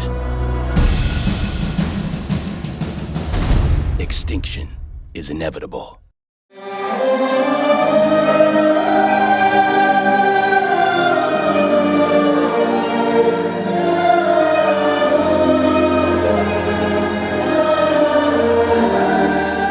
cool thing was one of my favorite people in the world, Uta Ehrenberg. She basically brought in her ex-husband, Nettie John Cross. For those who don't know who Nettie John Cross is, he's one of the big rock stars from Europe. Nettie's talent comes from when he was young. I think it was instilled into him as a 6-year-old boy. His parents, I think, were forcing him to make music. His mother and father were just into the classical world, and from this point, he stepped out towards the rock and the heavy metal side of things. But his roots were always classic, and so it was great that I could sort of bring him this project. And it basically brings him back to his childhood, I think, a little bit. Bin mit 7, habe angefangen Klavier zu spielen, habe 10 Jahre Musikschule. Meine Mutter ist Opernsängerin. Ich bin aufgewachsen in so einer Familie, die klassische Musik macht eigentlich. Und für mich ist das eigentlich nicht schwer, sowas zu machen, auch wenn es schwer klingt. I first met Nettie and it was strange. The first time I met him, it was we just connected in a second. And I don't connect with many people. I was a big fan of his music, actually. It was more, hard rock, sort of heavy metal stuff. And then sometimes it was more like the big Disney music and stuff. But it was always commercial music with singing and stuff you hear on the radio. And he sort of, not pushed me, but he kind of kept saying, I should do the music for your movie. And Uta, his ex-wife, who's his manager, she kept saying, oh no, he would be perfect. And I thought, he does rock music, why should he do this? Ute Ehrenberg hat, auch meine Managerin, hat mir das sehr gut vermittelt. Das ist das Resultat von dem. And then it just came to the point, she says, oh, really, just try him. I said, okay, I'll try him. We'll see what we get. And, I've worked with some really good composers on my other films, but my God. Es ist eine perfekte Entscheidung. Ich bin sehr glücklich, mit Neil Johnson zusammenzuarbeiten. Es macht mir einen riesengroßen Spaß. Es ist sehr professionell, die Arbeit.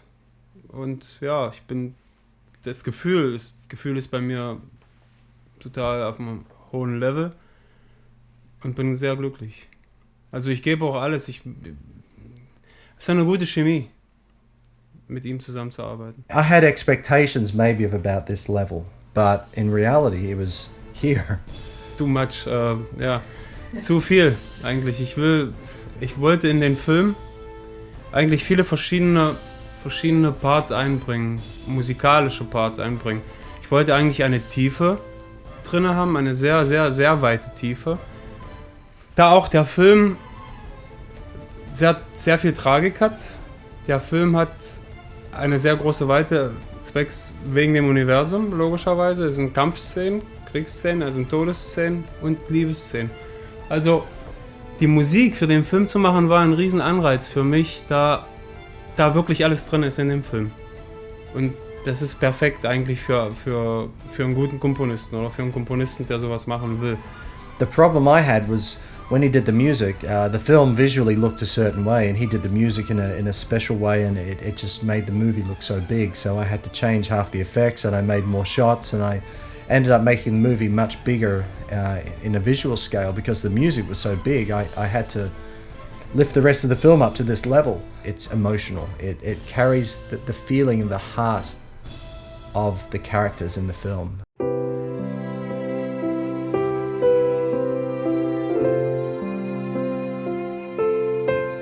Das ist sehr schwer. Ich habe für jeden Song eigentlich verschiedene Emotionen. Rochelle's Song hat mich eigentlich die Schauspielerin total begeistert, um ehrlich zu sein. Ich wollte ihr unbedingt einen starken Song geben, weil sie sehr, sehr stark spielt. Und ja, ich habe mir das Bild angeguckt und habe einfach drauf losgespielt. Einfach mit Klavier, so habe ich den Song angefangen und ja, das ist dabei rausgekommen. Einfach nur ein Gefühl.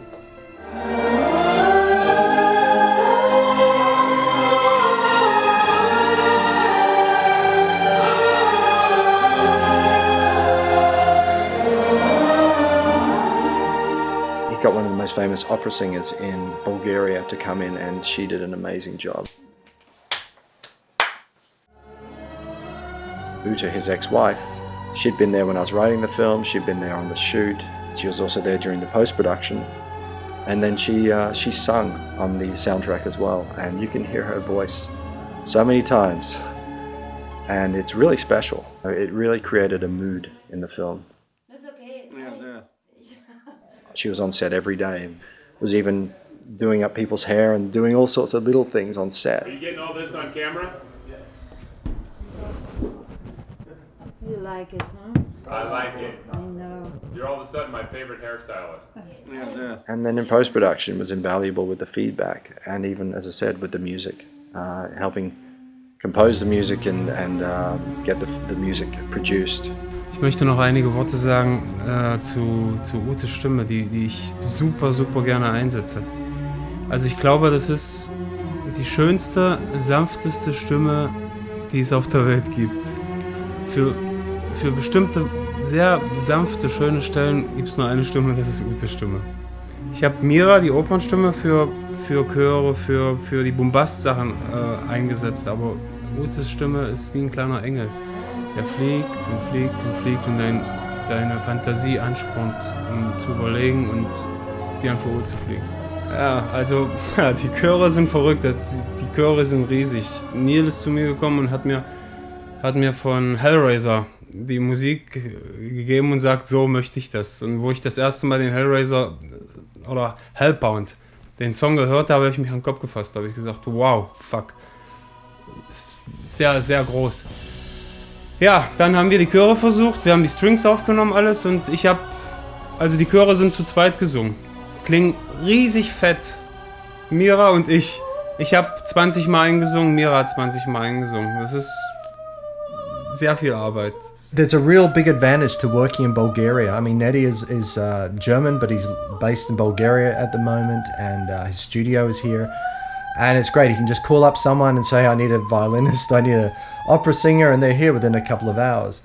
And these are world-class musicians. I mean, I've worked with orchestras and choirs in Germany, and they're pretty good, but here, they're really good, and they're fast, and they're precise, and there's no bullshit.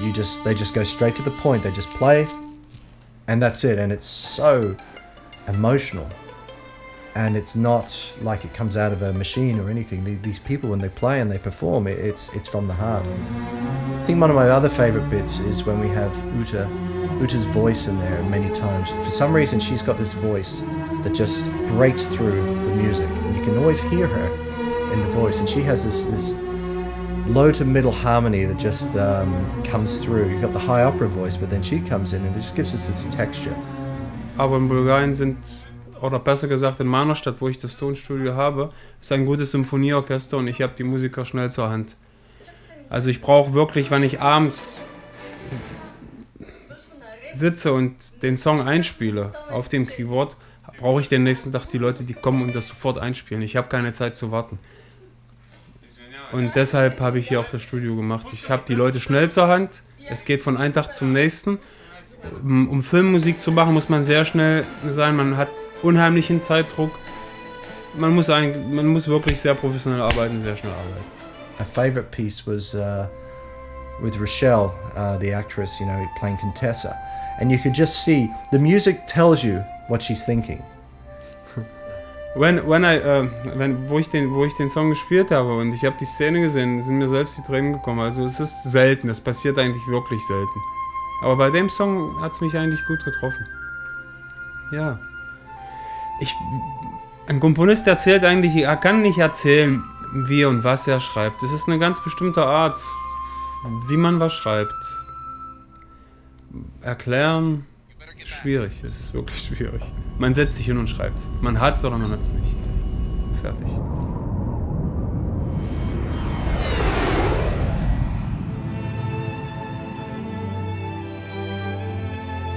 Ja, ich wollte unbedingt was sehr Besonderes machen. Durassi ist gestorben und dann, er fliegt dann irgendwie, die Seele fliegt und oh Gott, es ist zu viel, es ist wirklich viel. Er stirbt und die letzte Endmusik, so dass die Seele hochfliegt und dann das Raumschiff fliegt und man sieht das Kreuz, ja, es ist alles irgendwie zusammen, man kann es nicht erklären. Und das Kind nachher am Strand wollte ich unbedingt eigentlich was sehr, sehr Eigenständiges machen. Also es musste eigentlich sehr, sehr klein sein, aber sehr stark trotzdem. Mit der Stimme ist mir das eigentlich sehr gut gelungen, mit dem Klavier davor. The composers I've worked with in the past were really, really good. But Nettie has just gone beyond everything. Everything I expected, and I never knew this much talent existed. In one person, and he's just a freak for this. You can't stop him. I understand that because I guess I'm the same way with my films and my ideas, but the difference between him and I is that he has a talent. Es ist ganz komisch bei mir, wie ich Songs schreibe. Ich glaube, es ist bei jedem unterschiedlich. Es ist menschlich halt. Ich gehe gerne zu Fuß von zu Hause bis zum Studio. Und in den 10, 15 Minuten, wo ich zu Fuß von zu Hause zum Studio gegangen bin, ist mir das Lied eingefallen. Ich habe mir das gesungen. Dann bin ich ins Studio gekommen, habe das in einer Stunde eingespielt. Am nächsten Tag habe ich die Leute gerufen und schon war der Song fertig. Binnen 2, 3 Tage hatte ich einen riesen Song fertig. Das ist dann drin, das kommt. Manchmal habe ich eine Welle, wo ich 5 Songs oder 5 Parts am Tag komponieren kann. Manchmal halt nur einen oder so, aber eigentlich fließt es bei mir immer. Ich habe sehr viele Ideen momentan. Ich hoffe, das bleibt auch so. And you hear this in the music. You can hear that somebody who made the music really cares about the music. And I mean, I'm still floored to this day. I can't get the music out of my head. And this is the problem. I understand when he says to me, I wake up, I hear the music. I'm eating breakfast or lunch, I'm hearing the music all the time. I'm having sex, I hear the music. I get this because now I've heard the music. It's in my head as well. It doesn't go away. It stays with you. And I think that's the great thing about this is that, okay, my film's of a certain level, but this music is so good that it forces you to stay with the film and you have to watch it over and over again and the music will just bring everything to life.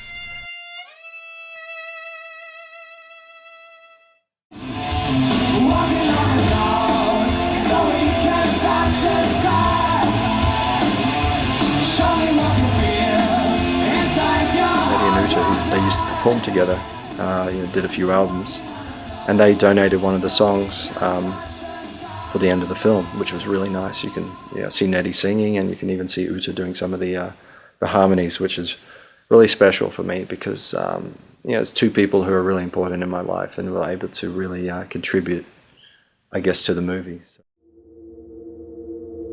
Walk through the silence, dark is the night.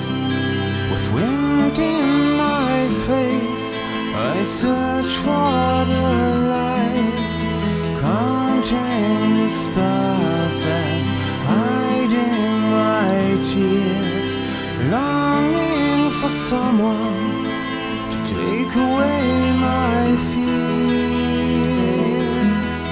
Nightingale, come sing with me. My heart is full of pain, but I know the morning comes, the sun will rise again.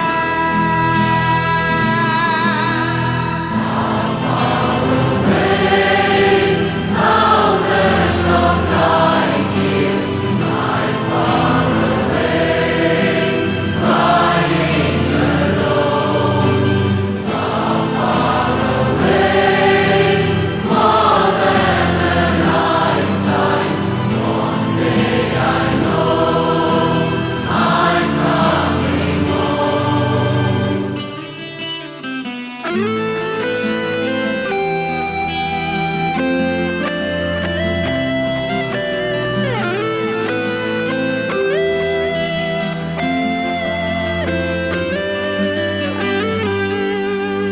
Painful and empty, I'm too blind to see.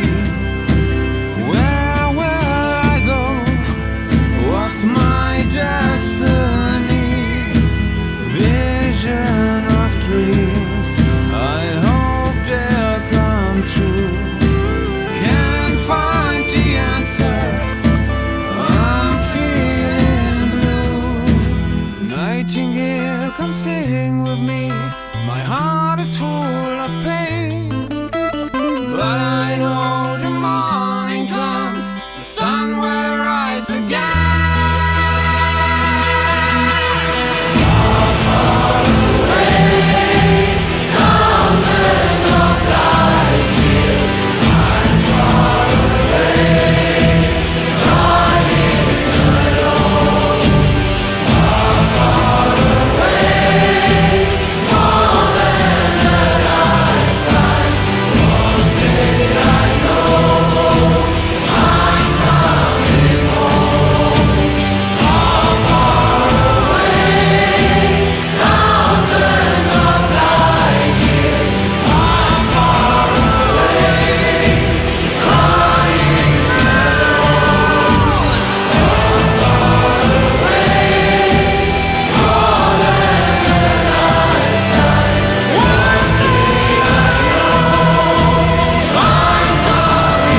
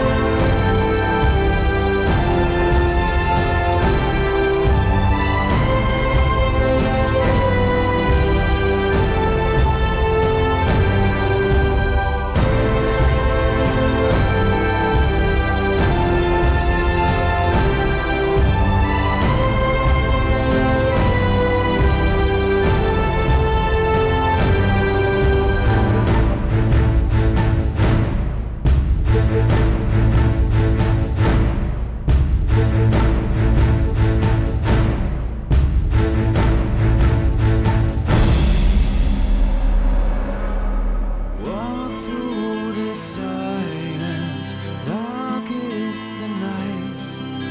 With wind in my face, I search for the light, counting the stars.